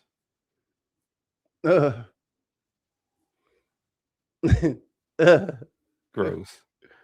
Resort to our own testing. Amanda Bell, a hydrologist formerly with USGS, has been reaching out and helping us interpret those results. But a lot of this has fallen upon us to try to find answers. I think what people don't realize when you live near a project like this, you don't live next to a data center first, you live near a massive construction project. So when you commission studies of your own water, that can cost you hundreds, if not thousands of dollars out of pocket. I mean, you're up against corporations here that are getting tax incentives, super fast approvals. I mean, in some cases, these corporations have been able to force some towns into NDAs before they even begin the construction. It burns through the porcelain. Just fucking melting shit. He has to pee in the tub. Oh, gross. Cast iron. It's a good cast iron toilet. It's the only thing. Process. Or into sand. And you're a school teacher. I mean, how? He's got a litter box like a cat. It's just glass. With as many STIs as he probably has, I don't know. Is that why they had to build him a Teflon coated toilet? Or it's the phase 2 plastics. Right. You have like a Breaking Bad situation. Has this impacted you personally, financially? Do you feel like anyone is on your side? I feel trapped and I feel really scared. The hard thing is that this data center was put into the township that I live in, but it was annexed into the municipality of Beaver Dam. I'm not represented by the city, and the township doesn't have jurisdiction over the project. So that leaves me to have to reach out to state representatives, and they are gavelled out for the season right now. And we are forced to try to look into this. And like you said, this is $1 trillion corporation, and I don't think anybody's going to make it easy for evidence to point back at them. And just getting answers from the DNR has been really difficult. It's a pretty fragmented system. And no matter how dedicated the staff is, there's hundreds of permits on these projects. There just doesn't seem to be enough funding and staff to make sure permits are being followed. And those water testing that we have been commissioning on our own, we have both private well water and creek water. It's about $500 a test. And then trying to navigate what those test results mean and are showing. And we cannot drink our water. Don't drink that shit. I'm so sorry. Don't drink that shit at all. For you to be spending, you're out hundreds of dollars on these tests. Meta, a mega corporation, and then to not have a single agency or office that you can call and hold accountable for all of this, it must be incredible. Oh, $5 super chat from Tons of Mice. Tim's hat 2026 ready to pounce. Fuck your face. Fuck the hell off. Thank you, Todd. Really stressful and confusing as it all unfolds. Miley Kosinski, thank you so much. Yeah, thank you. Nobody builds near a data center. They get pushed in here, and we need a lawyer. we need representation to help us navigate this really tricky thing. And if it truly is the data center, it needs to be regulated. And that's where I think we need some federal input to come in and put moratoriums in place so that counties and municipalities, villages and townships can protect themselves with some zoning ordinances. And that's what's been happening. And that's what's been happening nationwide when it comes to these ICE detention halls, these warehouses and apparently the Trump administration not good at finance, not good at real estate, because like, let's say like a warehouse was $3 million. They're like, okay, here's $16 million. Right. They're like, what the fuck are you? What is happening? Yeah, they're way overpaying on that shit. And Krusty the Clown, may she rest in peace. May she rest in that water from that PayPal's faucet. Yeah, she was blowing through money, had no idea how they were acquiring these things. Apparently, that was her boyfriend, Corey Lewandowski's job. Yeah. He was the one bossing everybody around, telling everybody to pay whatever they want to do. Give me the money, I'll do it. Blah, blah, blah. Doing all this shit with no fucking title whatsoever. Yeah, he's just a special government employee. He can do whatever he wants. Volunteer. But then when they would purchase these fucking warehouses, and then when they try to get a fucking zoning ordinance to fucking put people in there, they were like, no. So now the government has all these fucking warehouses that they can do nothing with, because the individual municipalities did the fucking right thing and said, no, you can't have a fucking concentration camp in our fucking town. And these fucking data centers are huge, massive fucking structures. We can wind down the tech. If this is what we need to go forward, we can shut that shit down. Or put that bitch out in the middle of the ocean somewhere. And I think she made a good point. Nobody builds near a data center. They just fucking show up. Like, the data center builds in your neighborhood. You don't build in their neighborhood. Right. Like, nobody's going to want to be near a data center. Ooh, I'll get faster connection speeds if I live next to it. Breaking news by Chris C. Thomas Massey, the conservative Kentucky congressman, filed to run again for the U.S. House of Representatives in 2028. He might win. So Massey's taken 2 years off. He'll be back in 2028. If he was smart, he would have just ran independent. Yeah, honestly, that's what I thought he was going to do. I thought he was going to run. That was the next move. I'm like, okay, just run independent then. Yeah. So then, in essence, it would have wasted all of their money. Right. But I don't know how Kentucky's system is set up. They may not have that. Might be against the rules. Jesus. The Stratos Artificial Intelligence Data Center footprint will cover up to 40,000 acres and will be 3 times over 3 sites in Box Elder County in northwestern Utah. Yeah, those people known for having tons of water. The facility will require 9 gigawatts of power, which is, if Back to the Future is any indication, like 8 strikes of lightning a day. Yeah, Utah has a very, very, very small population. They do. I mean, they got a lot of space. Utah's a big place, but I don't think it is that big though, because you got to remember it's mountains. Right. Like a lot of that space is like building that shit in the mountains. Start building that shit in the mountains. Under the mountain. I mean, we have old coal mines. Why don't you stick your fucking data center down there? Okay? Put that shit down there, and then you can send your little robots down there to repair it when it goes down.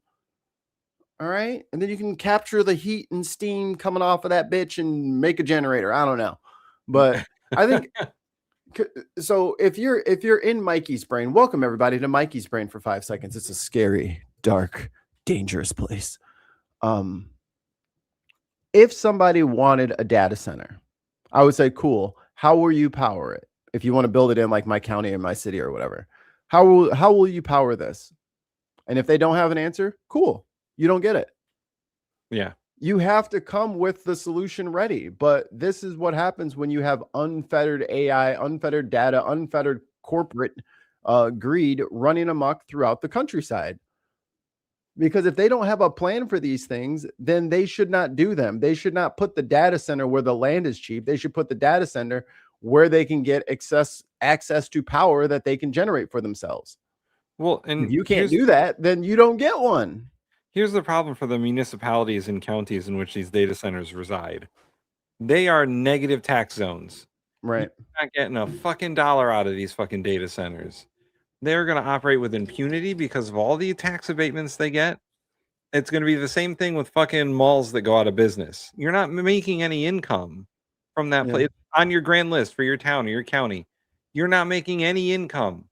So, and it's costing you money for that data center to be there because you gave them all these tax abatements. So where's that money the energy come from? And the energy draw and the water draw. Right. So where's that money going to come from? The fucking property owners, the people who live there.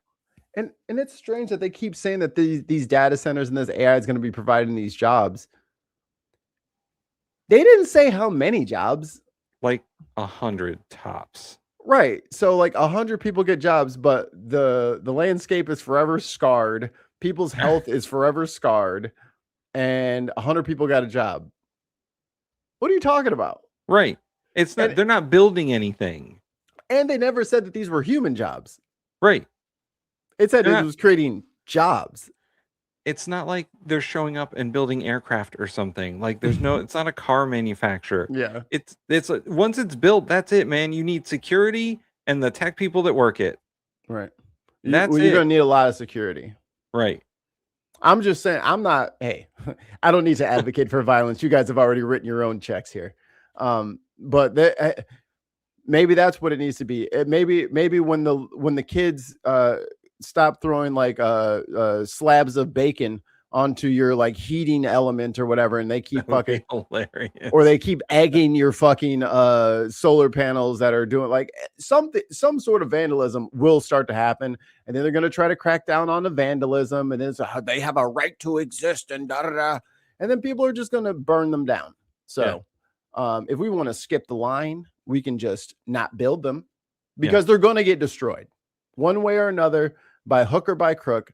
People will tear those things down eventually because nobody wants pictures on their phone for the cost of the water in the well. Right. And going back to the original topic of the show, this is a direct result of how fucked up our campaign finance system is. Yep. These data centers, with all the president's fucking executive orders fast tracking the construction of them, yep, are a direct result of Elon Musk and Jeff Bezos and fucking Zuckerberg getting in there being like, hey, we need these data centers for our stupid as fuck AI so that we can have all the processing power, and we're going to take up all the RAM chips and all the space and all the water to build these fucking data centers. And then, just, we don't need any regulation or taxes, guys. Just do it for us. And so because they gave so much money to Donald Trump and all of the fucking Republicans and the Democrats and Democrats, because our political system is so flush with cash from these tech oligarchs, that's what happens. Now they get their data centers and they get to build them wherever they want, unless the specific state or county says, hey, you can't build that. You got to block it. Yeah. Yeah. And even still, around here, we did block it. And the people said, no, we don't want that shit. Said, no, we don't want that built here. It's going to make noise. It's going to put out fumes. It's going to suck up all the water. Julia Roberts is on the data centers case. Haha, you're fucked now, boyo. But no one wants these fucking things. And I'm not even sure that people want the services that they provide. Right. Because they're trying to upscale when people are broke. I don't think they're giving us these upscaled services for fucking free.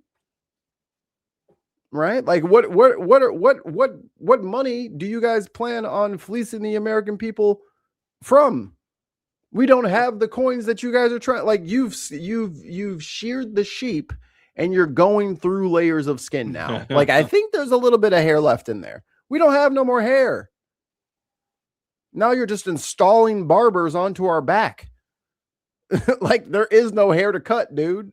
Well, meanwhile, in the stock market, all of these tech stocks continue to grow and grow and grow for no reason other than they're just inflated at this point. Look at this moron. Look at this moron. Hey, why don't you do us a favor and rewind the show for a little bit and then bring your dumb, stupid, fucking idiot raisin brain in here with your stupid fucking ideas. Stupid what was bitch. that playbook simplified? It's what? Create a problem, complain about the problem, blame the Republicans, repeat and cry. We said don't build data centers, and this dumbass said create a problem. You are so fucking dense, dude. And I said all the parties do it. They're right. all complicit in it. Right. Go eat some fucking crayons and shut the fuck up. We will call on you when we want you to say something going forward. Christy says ChatGPT said it will be moving away from a free model to a $200 a year subscription model. Hey, the first bump is free, baby. Yeah. First ChatGPT, which was originally OpenAI was originally structured as a non-profit organization. Yeah, open source. And under Elon's direction, they restructured as a corporate entity, which was for profit. And then Elon sued them. And then Elon lost. Hey, but keep in mind, guys, we need these data centers so we can have the AI humanoid robots. Right. Well, I've seen some videos of those robots. They're pretty bad. Oh, but they're showing you the you saw the Michael Jackson dancing joint? Yeah. You seen the dogs? The Boston Dynamic dogs? Yeah. You know they can put a M249 on its back, right? Oh, yeah. The quadruped ones are a lot more efficient than the bipedal ones. Yeah, I'm not worried about the up and down joints. Them I'm not so worried about. It's the legged ones. Because what if they just give it 6 legs? Yeah, how you flip it over? The Boston Dynamic ones were designed for military use. Yeah, they're gonna be putting AKs and fucking saws on that bitch. That's why Anthropic was like, no, you can't have our AI for target acquisition. But you can use Grok. I'm sure that'll be fine. Yeah, sit your little dumbass in timeout until the food show tomorrow and think about your fucking actions. I'm sorry, y'all, but that is how I will be addressing these motherfuckers from now on, because I am so sick of motherfuckers coming in here with crayon on their fucking breath talking about, ooh, red team versus blue team. Shut up. Fucking krill shrimp, dumb motherfucker. You go sit over there and you wait for us smart people to figure out what to do with your future. Fucking wasting my time. Speaking of waste of time, there was a little poll here. Well, the poll's not a waste of time. The people mentioned in the poll are a waste of time. I put a little poll here over the weekend. Who's the next Trump cabinet member to resign? Cash ain't resigning, though. He gonna have to get put out. So 68% of you believe it's Kash Patel.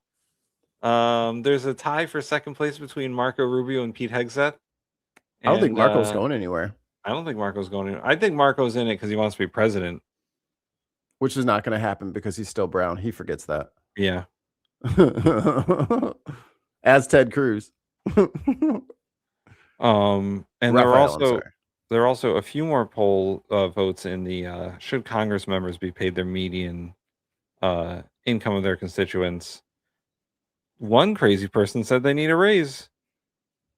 Boy, tons. I bet that was him. Give him more money. Let's see. We got comments here.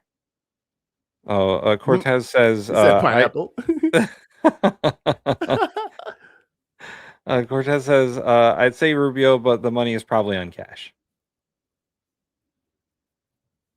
Oh, you know what, Mikey? Hold on 1 second. We got to go onto our community page real quick and talk about some fucking people. So I put up some shorts.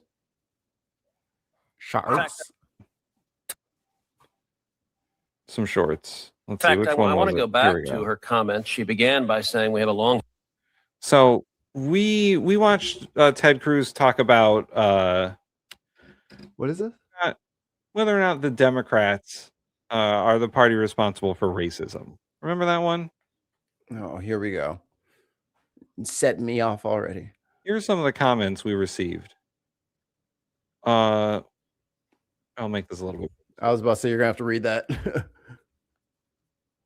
Oh, there we go. Hey, that's nice. That's nice. Apparently, if you zoom in far enough, it'll just do this for you. So one person put the party switched ideologies after Reconstruction. So he, by saying this, he is the representation of the party of Lincoln is false. He is on the other side, the side that lost the Civil War. That is correct. Correct. Orion Stellar, give him a heart. Oh yeah, I'll give him a heart. Yeah, there we go. Daniel here says, what party is voting? What party is saying voter ID is wrong because it keeps blacks from voting? Why can't they get IDs? That's none of your fucking business, Daniel. What does the Constitution say? It's not your job to regulate whether or not black people can get IDs or not, or whether you think they should or should not have them. What does the Constitution say? You may not impose any fines, fees, or taxes on voting. Unless the ID is free, it is a fee. It is a tax. Yes. So that's why. Because I can read, not because I think black people are poor. So someone replied here saying, people who believe that the party switched have been manipulated. Oh, wow. They didn't put any punctuation here. Sorry. Yeah. People who believe that the parties switched have been manipulated and fooled into believing it. They can't see the racist things they say or believe. These are our opponents, Tim. This is my opponent, and I'm supposed to treat them as a worthy opponent and battle during debate. This motherfucker is remedial. I do not have to, like... Don't worry, Marky. I gave them a response. I said, people who believe that the party coalitions are stagnant and never change don't understand politics or society. At all. And then there were more replies. Oh, Daniel's back. Daniel's back. Daniel? Daniel says, I asked a simple question. Which party is saying voter ID is racist because a certain demographic can't get IDs? That's not what it is. What's wrong with the Oh, hold on. You can't have start the questioning off with a false dichotomy. Like, it's a poisoned well. Well, why can't the racist blacks get ID? Like, you have to say a sentence that is human and correct first if you want somebody to refute it. But if you're gonna speak goblin or orc or whatever the fuck that is, like that's not our problem that you don't understand shit. And it's not a matter of whether or not black people can get an ID. The problem is you're not allowed to ask. That's the problem. You're not allowed to.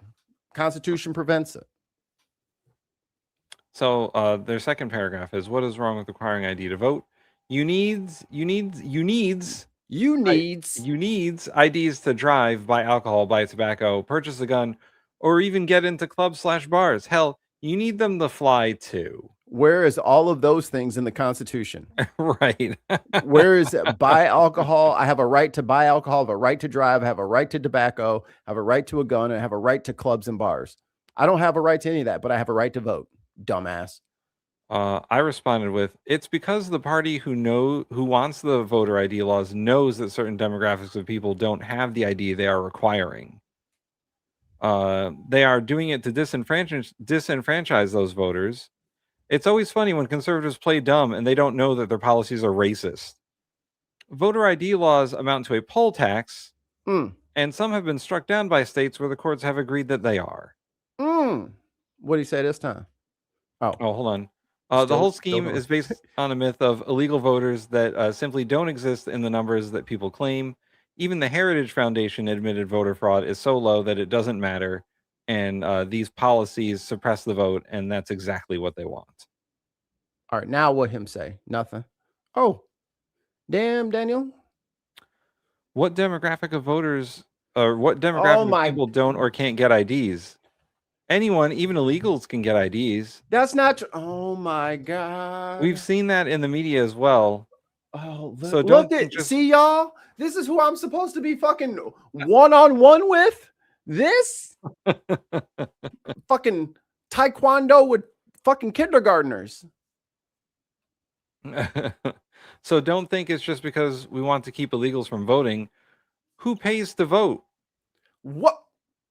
You want everyone to pay to vote, motherfucker. The ID ain't free, bitch.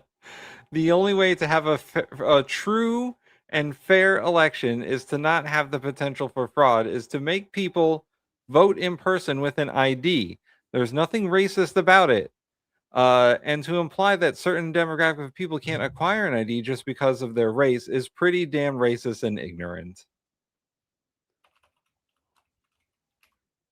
These people are fucking brain dead. And that's it. That's the last one. But I never said they couldn't get ID. I just said that they don't have them. And that conservatives know that they don't have them. And they put these laws in place expecting people not to get them. Of course they can get them, but it costs money. And Not if everyone you have any fees or any tickets or anything like that, they might require you to pay all of your tickets before they give you a fresh license. So it's not just, just go up to the DMV and say, one ID, please. And they're like, all right, here you go. No, it's more than that. You got to prove residency. What if you're unhoused? How are you going to get an ID? The problem here for Daniel is that Daniel doesn't understand that if you have to pay 1 penny, it's too for much. anything, it's too much that is required of you to vote. It amounts to a poll tax. Anything. It doesn't matter if it's getting ID or literally paying a tax or, there's a barrier to get there. Anything that requires that you spend money as a barrier to vote is a poll tax. And the Constitution made it pretty clear. You can go back and watch the episode that we did. We literally just did that too. That's funny. But that's what these people don't understand is that they think that everyone should just have ID all the time, and that's not the way this country works. Like, I could not have an ID right now, and it would be fine. Would I be allowed to drive a car? Probably not. So this Ralph person, I'm trying to understand what they're trying to ask here. Don't social number is enough? Maybe like the social security number.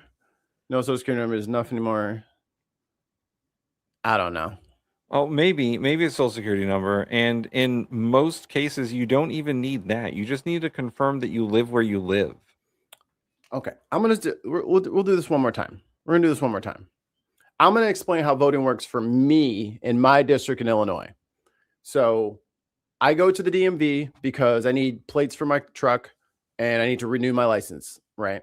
So when I go to do that, they say, hey, do you want to register to vote? Oh, sure. Do that. She clicks a thing. It takes my address and all that stuff, and it lets me know what district I am, who I will be voting for and against, and that kind of defines what my ballot will be.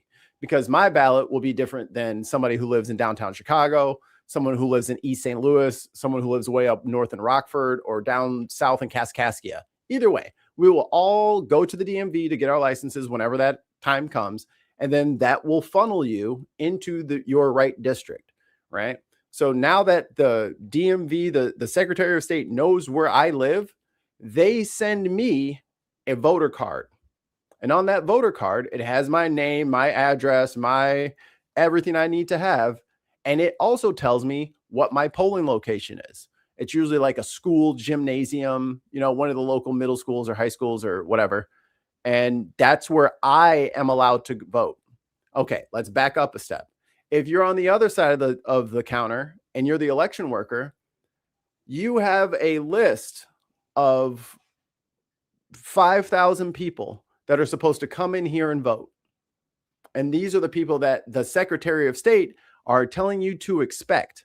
You should expect this list of people. These people will be voting for the Democrat. They need this ballot. These people will be voting for Republican. They need that ballot, right? So everyone is organized and ready to go.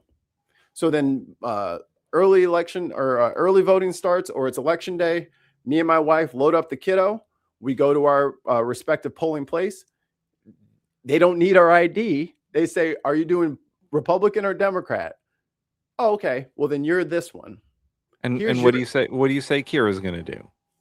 Kira needs 5 votes, and she's independent. So now that me and my wife have shown up to the polling location, we cast our vote and then we leave. So guess what happens after that, guys? If Tim's vote shows up in my count, in my stack of papers, we throw it away because it doesn't belong here. That's someone else's job to count. We only count the ones that are on our list. So all this voter ID bullshit is just bullshit. We already have a structure that only the people who are allowed to vote where they were supposed to vote get to vote. Or if you want to walk in there and you don't belong here and you vote in my polling location and you don't live around here, vote all you want. We're not counting it. But there is no point in us having this big drawn out fucking confrontation at the polling location. Let them cast their fraudulent vote. They put their fucking name on it like an idiot. Let them walk out and don't count it. And if we need to arrest people or go after people after the fact, they've given us plenty of information and we got them on camera. That's how it's been working for 20 something years. So to pretend like all of a sudden now we need to just start fucking have a bouncer out front to make sure people are allowed to get in is some dog shit that they made up, because they didn't say this when Trump won. No.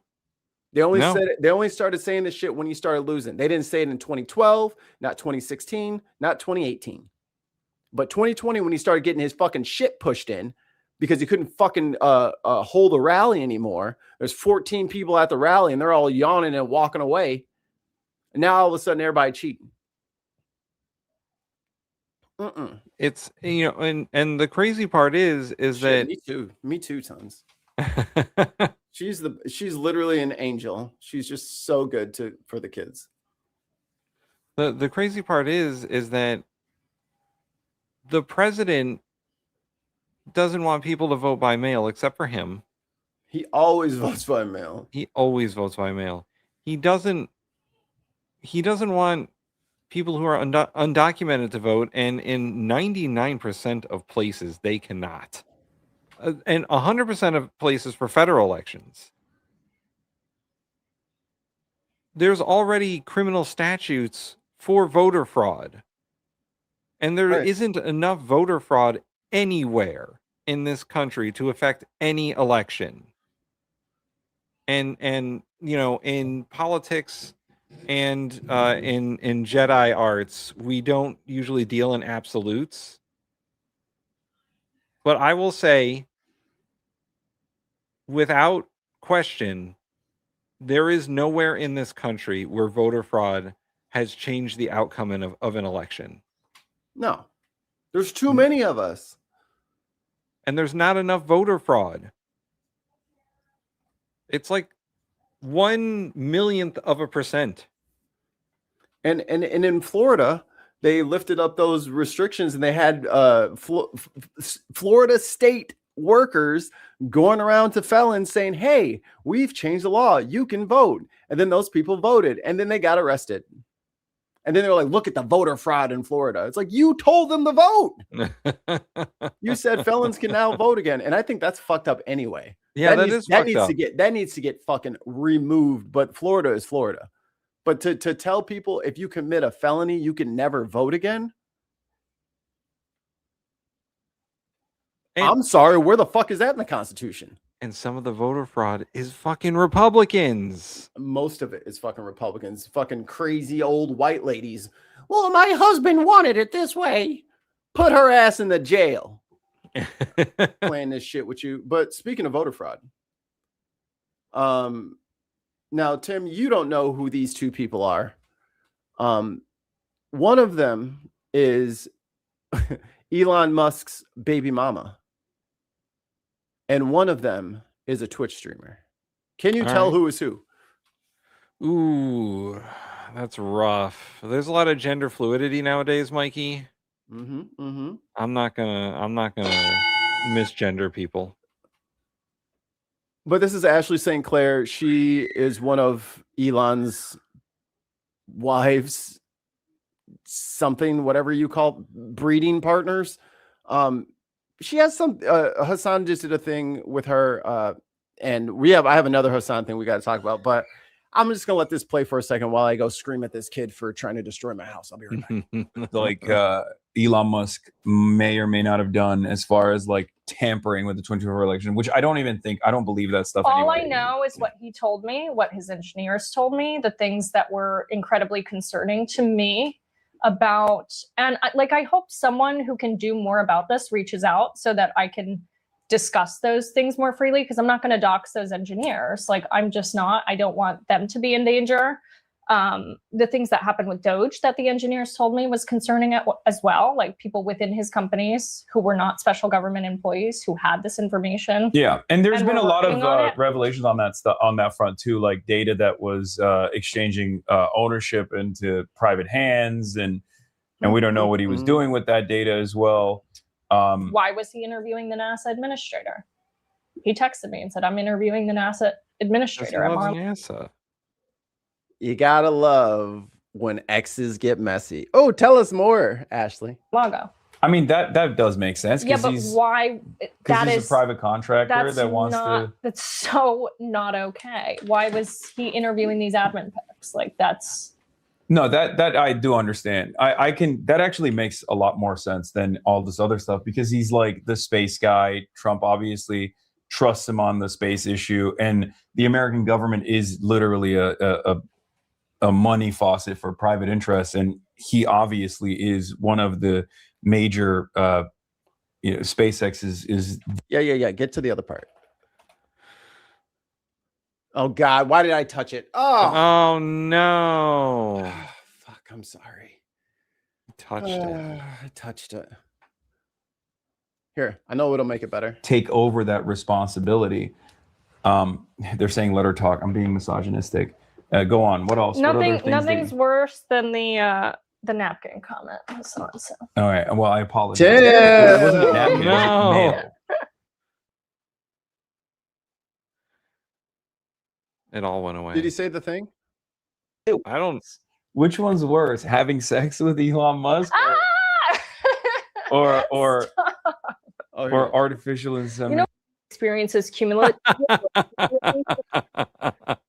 I can't find it. Is it this? He hands. God damn it, motherfucker! All right, Mikey, why don't you just tell us what he said?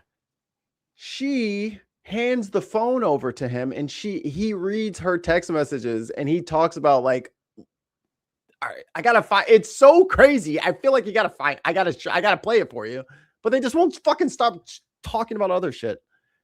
He was apologizing because he made a joke about Elon sending her a napkin full of jizz, and that's how she got pregnant. Gross. All right, hold on. All right, Mikey, you watch some weird stuff on the internet. No, dude, this is like Elon's daughter and Elon's baby mama talking to Hassan. I'm all over that shit. Because he has a way of making them feel comfortable, and that means they tell the truth. All right, I need to find text. Okay, not context. Text messages. What's this? No, that's not it.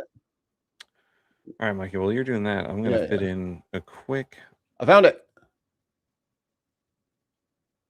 Maybe. All right. While you're doing that, I'm going to fit in a quick Viper Scott Civics Corner. Article 5 of the Constitution, the amendment process. This is a short one. This is very short. Hold on, let me put up the banner because that's how I know how to find these things. Bam. All right. This is for Viper Scott. This is Viper Scott Civics Corner, the amendment process, Article 5 of the Constitution. Viper Scott Civics Corner. Ba-bum. And this is how we should pass that amendment to overturn Citizens United. The Congress, whenever 2/3 of both houses shall deem necessary, shall propose amendments to the U.S. Constitution or on the application of the legislatures of 2/3 of several states. shall call a convention proposing amendments, which in either case shall be valid to all intents and purposes as parts of the Constitution, when ratified by the legislatures of 3/4 of the several states, or by the conventions of 3/4 thereof, as the one or other mode of ratification may be proposed by the Congress, provided that no amendment which may be made prior to the 1 year. Oh, I see. This is old timey English. To the year 1808 shall in any manner affect the first and fourth clauses in the 9th section of the first article, and that no state without its consent shall be deprived of its equal suffrage in the Senate. So you can pass amendments, but it has to be after 1808, and also you can't reduce a state's suffrage in the Senate with an amendment. So that's the amendment process. I found it. That's Viper Scott Civics Corner. Ba-ba-ba-bum. Viper Scott Civics Corner. Start passing amendments, you motherfuckers. Or else. All right, here we go. You're never gonna find out. They're never gonna know. Remember his little shit stain? Oh yeah, that kid was hilarious. Space laser shit up. And everyone's like, oh my God, she sounds so crazy. I'm like, well, this is what he said. I don't know what And also Hassan's been subpoenaed. We're gonna talk about that real quick too. to tell you guys. On iMessage of all places. Well, I don't think, Apple is going to, Okay, but don't read my pick me stuff. Okay, it's fairly... Because I was being pick me. Okay, wait. This was October 5th, 2024. What the fuck does that even mean? Yeah, you tell me. What do you think it says, Tim? What was it again? Oh God, why did you make me do this? Well, we wait for that to load. 2 British pounds super chat from Viper Scott. So what does suffrage mean? So suffrage is the right to vote. Yes. So they're saying that you can't use an amendment to reduce a state's right to vote in the Senate. I mean, that must mean reducing the number of senators. Right. Unequally. Everybody gets 2, is I guess what they're trying to imply here. Come on, you bitch. Everybody gets 1. We are gonna sit here until this fucking works. Okay, Mikey, it's okay. No, it's not okay. Because I was being pick me. There we go. Okay, wait. This was October 5th, 2024. What the fuck does that even mean? Yeah, you tell me. Wait, why does he actually talks like this? Yes, he actually talks like this. And I wasn't being hyperbolic when I said Can I read this yes, one? Yes, you can read the whole thing. Okay. You can read anything except my pick-me-isms. Okay, I'm feeling more optimistic after tonight. And tomorrow we unleash the anomaly in the Matrix. The fuck is wrong with Elon Musk? This is not something on the chessboard, so they will be quite surprised. In air quotes, lasers from space. What? Elon Musk needs to be indicted right now. Congress needs to get him in. Congress needs to get him on a panel in front of them right now. The dude needs to be arrested right now. Explain your text messages to your ex. Explain your text messages saying that you rigged the election. Explain it. Explain it. If you were lying, then fly to Washington D.C. and say you were lying to her. Yeah, just get say on the record under oath and say it. Say you were lying to her.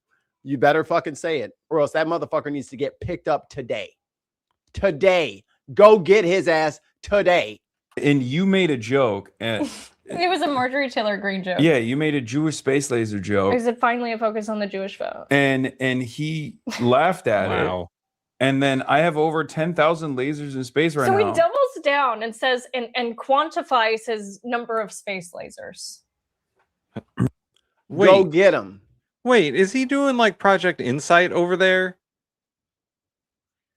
Go get him. Yeah, I'm with Viper Scott. What the fuck does any of that mean?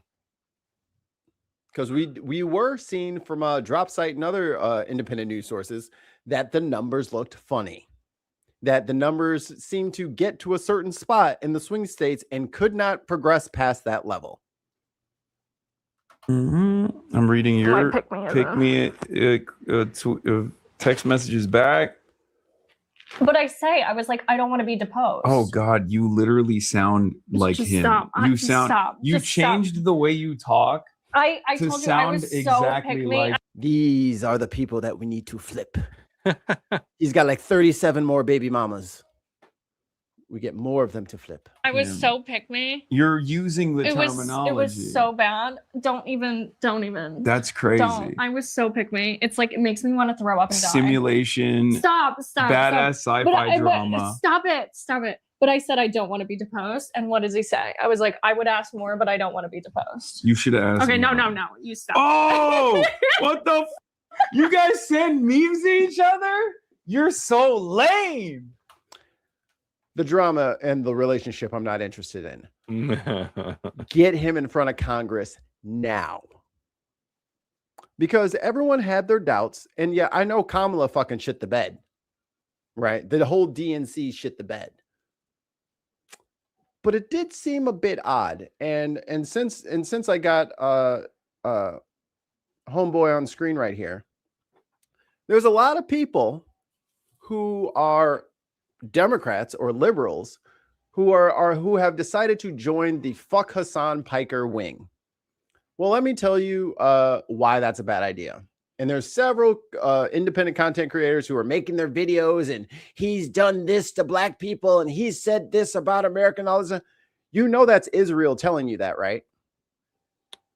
What I'm not fully up on the Hassan Piker the controversy. The current accusations are that he hates black people, he's anti-black, and that he told everybody to vote third party during the election. So I will say the conservatives' accusation to everyone right now is that they're anti-black, even black people. I'm racist, as we've heard several times, right, from the chat. Their accusations at everyone is that anyone who's not white is just racist, or anyone who says that white people are racist is racist. Like that's their whole fucking argument at this point. They've completely diluted what their own interpretation of racism is. Good call. No one ever took sociology 101 is what I'm saying. Prejudice plus power equals racism. It's the same thing that when men say that, like, oh, the patriarchy doesn't affect women. It fucking does, man. And it also affects men. Like they just don't understand how shit works. Conservatives, you don't know how shit works. Literally. You literally are confused about simple, basic, everyday shit. You're always confused, permanently always confused about everything. Yet you always have an answer to everything. Right. When you call them out on their shit, just like I did in that little text debate, they fucking just bring circular arguments. They're like, well, you didn't answer the question. I was like, I fucking did. But they don't know when they get the right answer. Right. Because they're stupid. So they'll just keep arguing the same point, even though they've already been proved wrong. And this brings us back to Handsome. The same people, Nick Fuentes, Sex Pestiny, Asmongold, Ass on Mold, all of them, those are the people who are giving, who had a concentrated and coordinated ad smearing campaign where they tried to email every single advertiser who advertises on Twitch to political streamers. They literally tried to get all of the advertisers to leave Twitch to get him. And then because he's anti-Zionist and because he doesn't agree with what the state of Israel is doing, the same people who got Cori Bush out of office and Jamal Bowman, now they've put their hooks and tried to block Abu Ghazala. Those same groups of money are now focusing their money on that. So now they're putting them on Fox News too. Wait, one of those people is Nick Fuentes, literal Nazi Nick Fuentes, literal Candace Owens. They're saying that Hassan, who has been under attack from Nick Fuentes, Destiny, Ethan Klein, all the rest, the whole kit caboodle. The same people who defended Kanye when Kanye Yes. went on his fucking Nazi rant. Yes. But he's the anti-Semite. Even though he yelled at them for doing all of their anti-Semitic shit, he's the bad person. And to land the plane on this, it is never lost on me that it doesn't take but a glimmer, a sniff, a soupçon of power for people to just start turning on people. Because if you think Hassan Piker is the reason that Kamala lost that fucking election, I got bad news for you. Kamala is the reason Kamala lost the election. It's called Stop the Genocide, dumbass. That's the problem. It's not because he's a Muslim and he told everybody to vote third party. The third party wouldn't have even saved her. Everyone stayed home because you guys were funding a genocide on our fucking tax dollars. And they said stop. And you said shut up. So they said fuck you. And now we are where we are. And he's under subpoena. The subpoena part is because he went to Havana. I heard about this. To deliver humanitarian aid. And he followed all the rules because it's through the Treasury Department because they're sanctioned. So you have to do very specific things. So they had their whole itinerary approved by the Treasury Department. Now they're trying to, Fox News sends him a thing asking for his comment about his subpoena. He hasn't received the subpoena yet. But Fox News already knows about it. And the liberal left is already reporting on it. See, he shouldn't have been doing that. And see, It took one soupçon of power, one opportunity for you to take a Muslim and shit on him, and you guys are jumping on it because you wanted to jump on it. You wanted there to be a reason. You need a whipping boy. You need to have one person who's responsible for all this, and it can't be Kamala and it can't be you. Bad news. It's both of y'all. He's right. You're fucking wrong. The future of this country is dependent on how much we give a shit about the person standing next to us. He gives a shit about other people. Y'all told everybody to shut the fuck up and fall in line. There will be no primary. You will vote for Kamala. And a lot of people did it anyway. And a lot of people told you to go fuck yourself. That's not his fault. You sold us up the fucking creek. And now you want our help. No. I hope the DNC dies soon. It's over. The DSA and progressives and other parties will take your place. You guys are done. And Jasmine Crockett, you had jokes after we fucking defended your ass. You think it's funny that the Trump administration is trying to attack a streamer who's done nothing but stand up for the people, your constituents, who accurately called out the bullshit that they did to her down in Austin? Right? Like, what are we talking about here? Because if as soon as somebody brown says anything that y'all don't like on the left, or not even on the left, liberals, because the leftists know what time it is. But these liberals, every time, just like, go ahead and let Sarah Longwell in to the camp. Let her into the tent and kick Hassan out and see what happens. You guys will be Republicans by sunset. If you're not already. Because that's what the autopsy told everybody to do. The DNC autopsy told everybody to move to the right. Yeah. We need to be more centrist. That's the problem. That's why we lost. No, that's not the, no, Mikey. It's not that. It's that they didn't have quality candidates. They didn't have people that people wanted to vote for.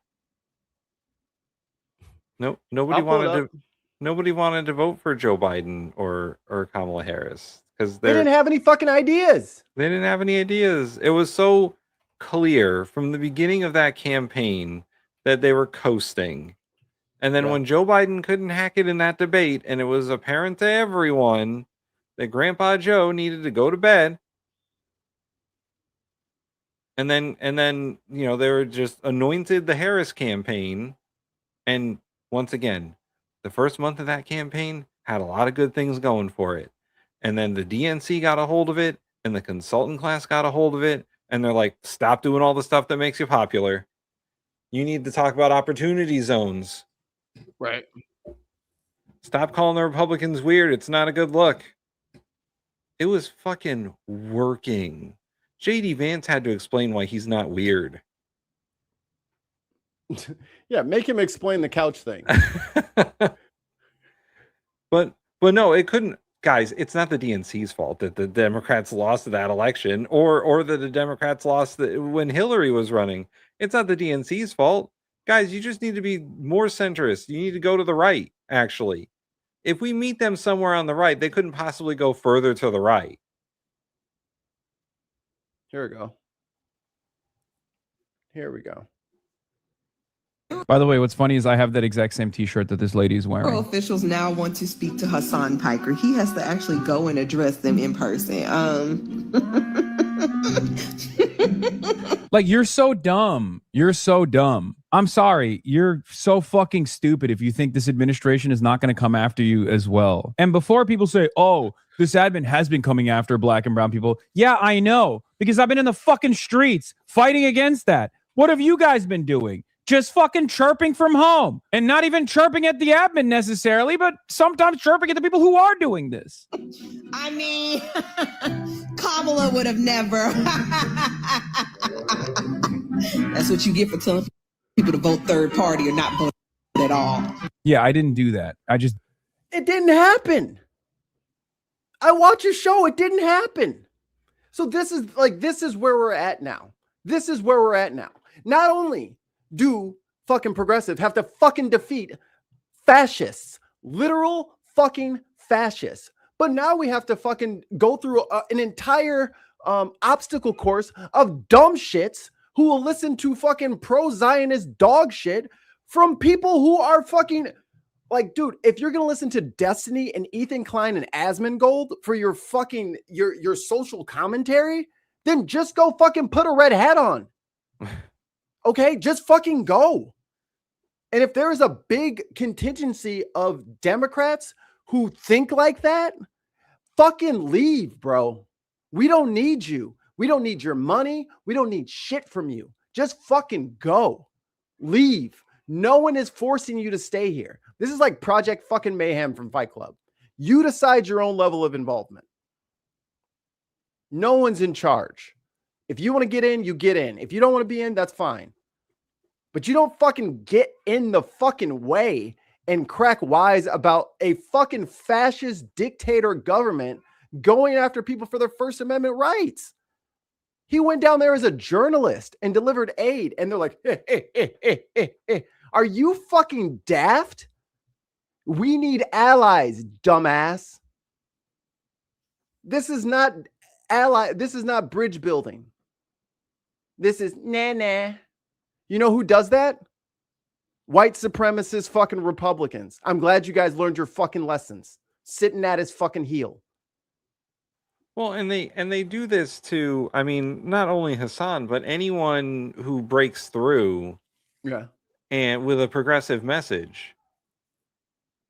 Anyone who breaks through with a leftist message, they will try to destroy. That's what the system wants. Yep. And that's why we still have two parties. Right.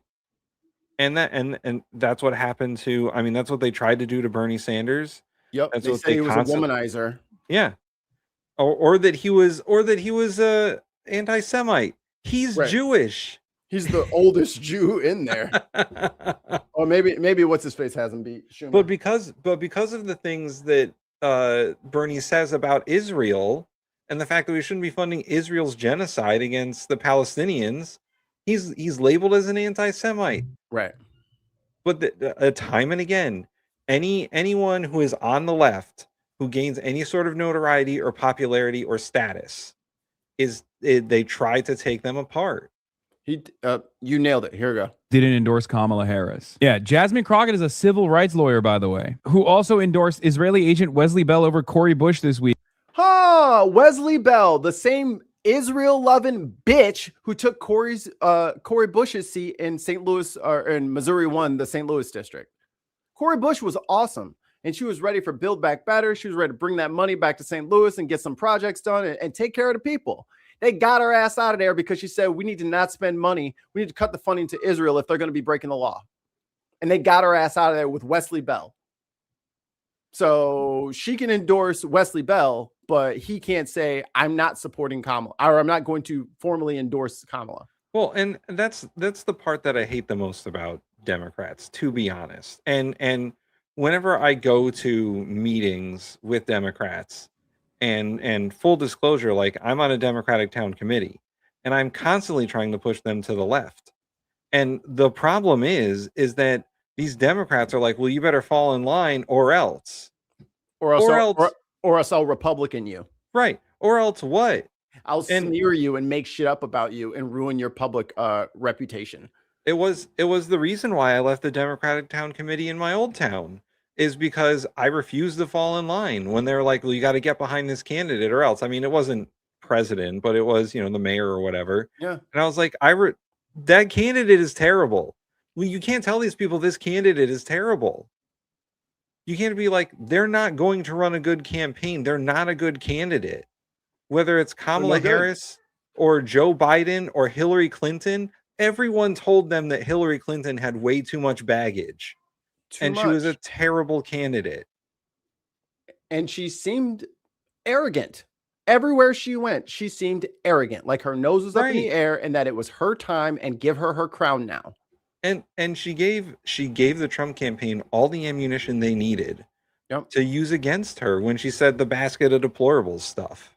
And she treated the Trump stuck with it. Or she should have, but she didn't. Yeah, she just had to. She did the middle of the road bullshit. Right. She's like, they are a basket of deplorables. They're racist. They're nasty. They're womanizers. They do all this terrible stuff. They end up in jail all the time. We need to fix these people. Like, she didn't say any of that. She just said, many things are deplorable. Right. But you know why she didn't? Is because she's in the fucking Epstein files with Donald Trump. Yep. Her and her nasty California raisin fucking husband.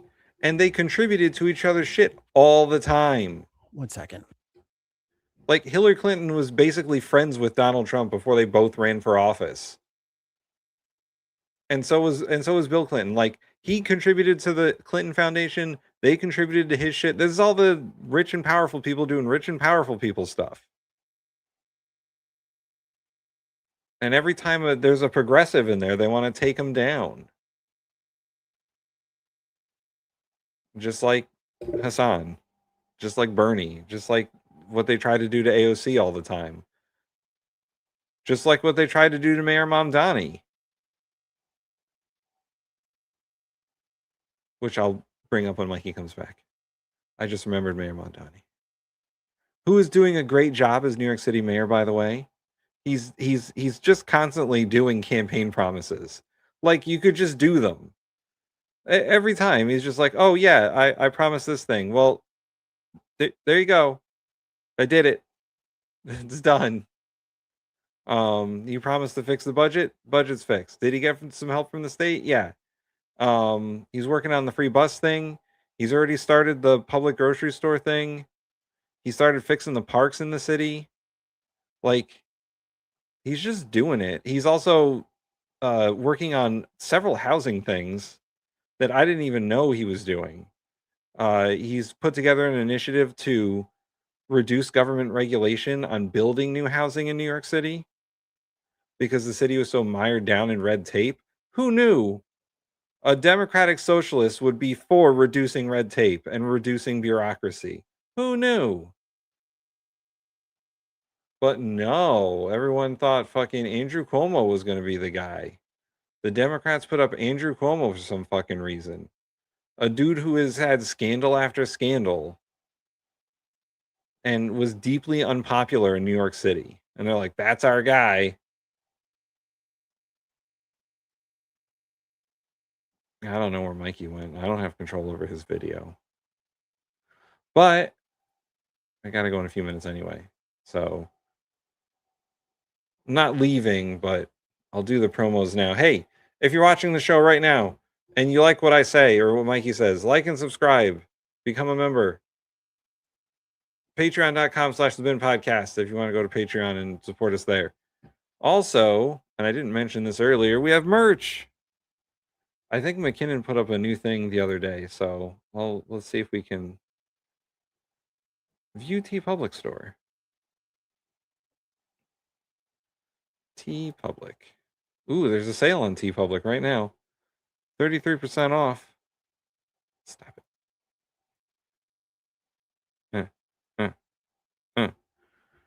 Hey, we now have 6 designs on T Public.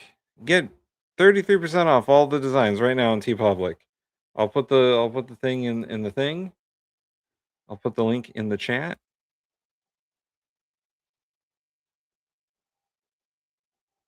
Oh, bam. And you can get yourself a Tim's hat. There's too many banners on the screen. There we go. You can get yourself a Tim's hat like this design right here. Or for Jesus Get in the Van, Loose Thumbs Sink Ships, the ever popular Fuck the Hell Off, the not so popular Ride the D. I don't know why. It's a fun design. I don't know what's going on there. And the brand new design, the Down with Rethuglicans design. Get yourself a t-shirt now on tpublic.com. Links in the chat. Danger averted. Mikey, I was mentioning some of the other progressives and socialists that they've tried to destroy. One of them, and by the way, they do not have a good success rate on this, Mayor Mamdani. Yep. They tried to destroy him. They threw all the brown people stuff at him. They threw 2 Cuomos at him. They threw 2 Cuomos at him. And even after he lost the primary, they still had record number Democrats abandoning their party and going third party just to block the Muslim. We ain't got time for this shit. Right. And if black people are just going to be lockstep with white liberals, I got bad news for you, homie. They already tried to throw your asses under the bus last time. And what the fuck do you think they're going to do now? And guess what? Mayor Mamdani is doing the thing that we all want politicians to do. He's delivering on campaign promises. He's just doing the thing. He's like, I'm just going to do it, and they're going to have to stop me. Right. He's like, listen, guys, I told you I was going to do this, so it's going to happen. That's all. That's kind of all I want out of a politician is you promise something during a campaign that I like, and then you do it. Or fight like hell trying to do it. Right. I need to see active steps toward it getting done. Every time I see your punk ass on TV, it better be your face trying to get that thing done more and more every time. Instead of the DNC and like fucking Joe Biden promising student debt relief. And then when he tried to do it, everyone was all excited. And then the Supreme Court told him he couldn't do it that way. And he was like, well, I tried. That the tweet there that he's responding to says Jasmine Crockett boosts video mocking Hassan Piker after subpoena from Trump admin for bringing food and medicine to starving Cubans. Right. This is what we're mocking people for. Kamala would have never. That's what you get for telling people to vote third party. And again, he never did that. He just wouldn't endorse her. He didn't even do like what the Democrats did to Mamdani, which is literally run a fucking trash bag in the primary and in the general. They fucking privately funded Cuomo just to block him, and he lost anyway. Right. Imagine being that salty. Because the people of New York knew. Yeah. Like they knew that they didn't want Eric Adams again. That dude was done from the start. They were ready to vote for him again. And just be like, as long as it's not a Republican, because Right. they're so stupid that they don't think that they think as long as it's not a Republican, they win. No, bitch, you're supposed to get something for your vote. Right. We have demands, motherfuckers. Stop just bending over and taking whatever they give us. Ask for what you want, and then you can't be, told, well, you didn't really speak up for yourself. No, we have to advocate for us. And as soon as somebody advocates for us, here come y'all little dumbasses complaining about everybody. So this is unsurprising, is what I said. She endorsed Javier Becerra and then fucking turned around and endorsed Wesley Bell, dude. What the fuck?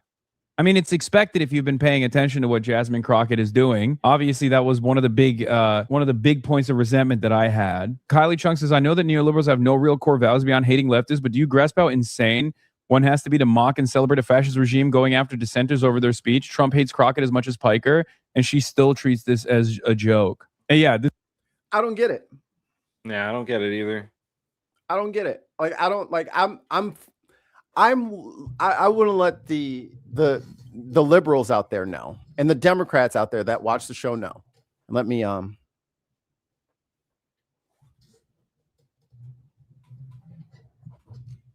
if you have a problem with the way the future is going to be shaped, get the fuck out. We don't need you. If you're just going to bend over and do exactly what the Republicans tell you to do, or what Israel tells you to do, or what big tech tells you to do, get the fuck out. Just go. No one is going to listen to you. No one is going to vote for you. Because I'm going to tell you right now, if I go get AOC, David Hogg, Hasanabi, and a bunch of other and Bernie and a bunch of other progressives, what fucking chance do you guys have? What chance do you even fucking have? You're at fucking 28% fucking approval ratings. What fucking chance do you have against a progressive wing that just usurps your party? I mean, you can see the writing on the wall already, Democrats, but we will be taking your party. Okay? It'll be ours. And you will be relegated to the back of the bus, where you will be treated better than you're treating us, but you cannot be left in control. Jasmine, we gave you $1 trillion, $1 billion and you lost to Tallarico. Kamala, we gave you $1 trillion, $1 billion and you lost. Maybe the less corporately funded people need to have a swing at the ball, because you guys cannot fucking find your ass from a dirty hole in the ground. Well, with that, Mikey, I have to go. Yeah, we're going to get the fuck out of here. And if you hear slander about leftists and progressives, take it with a grain of salt. Look at their funding and look at their behavior in the recent past. Especially their funding. Who's giving them money? Look, Jasmine, I love you, girl. You from St. Louis too, but don't get shit twisted. Ain't nobody going down on no sinking ship with y'all just because y'all are afraid of Muslims. Shut the fuck up. Get in line. All right. Well, that was our show. We'll be back tomorrow with an episode of The Binner Table with some Scrandle. If they don't cheat us again. They don't cheat. Fucking Scrandle cheated us last time. We got played. We got hustled. All right. And we'll be back on Thursday with more headliners. Until then, don't forget to drink your me.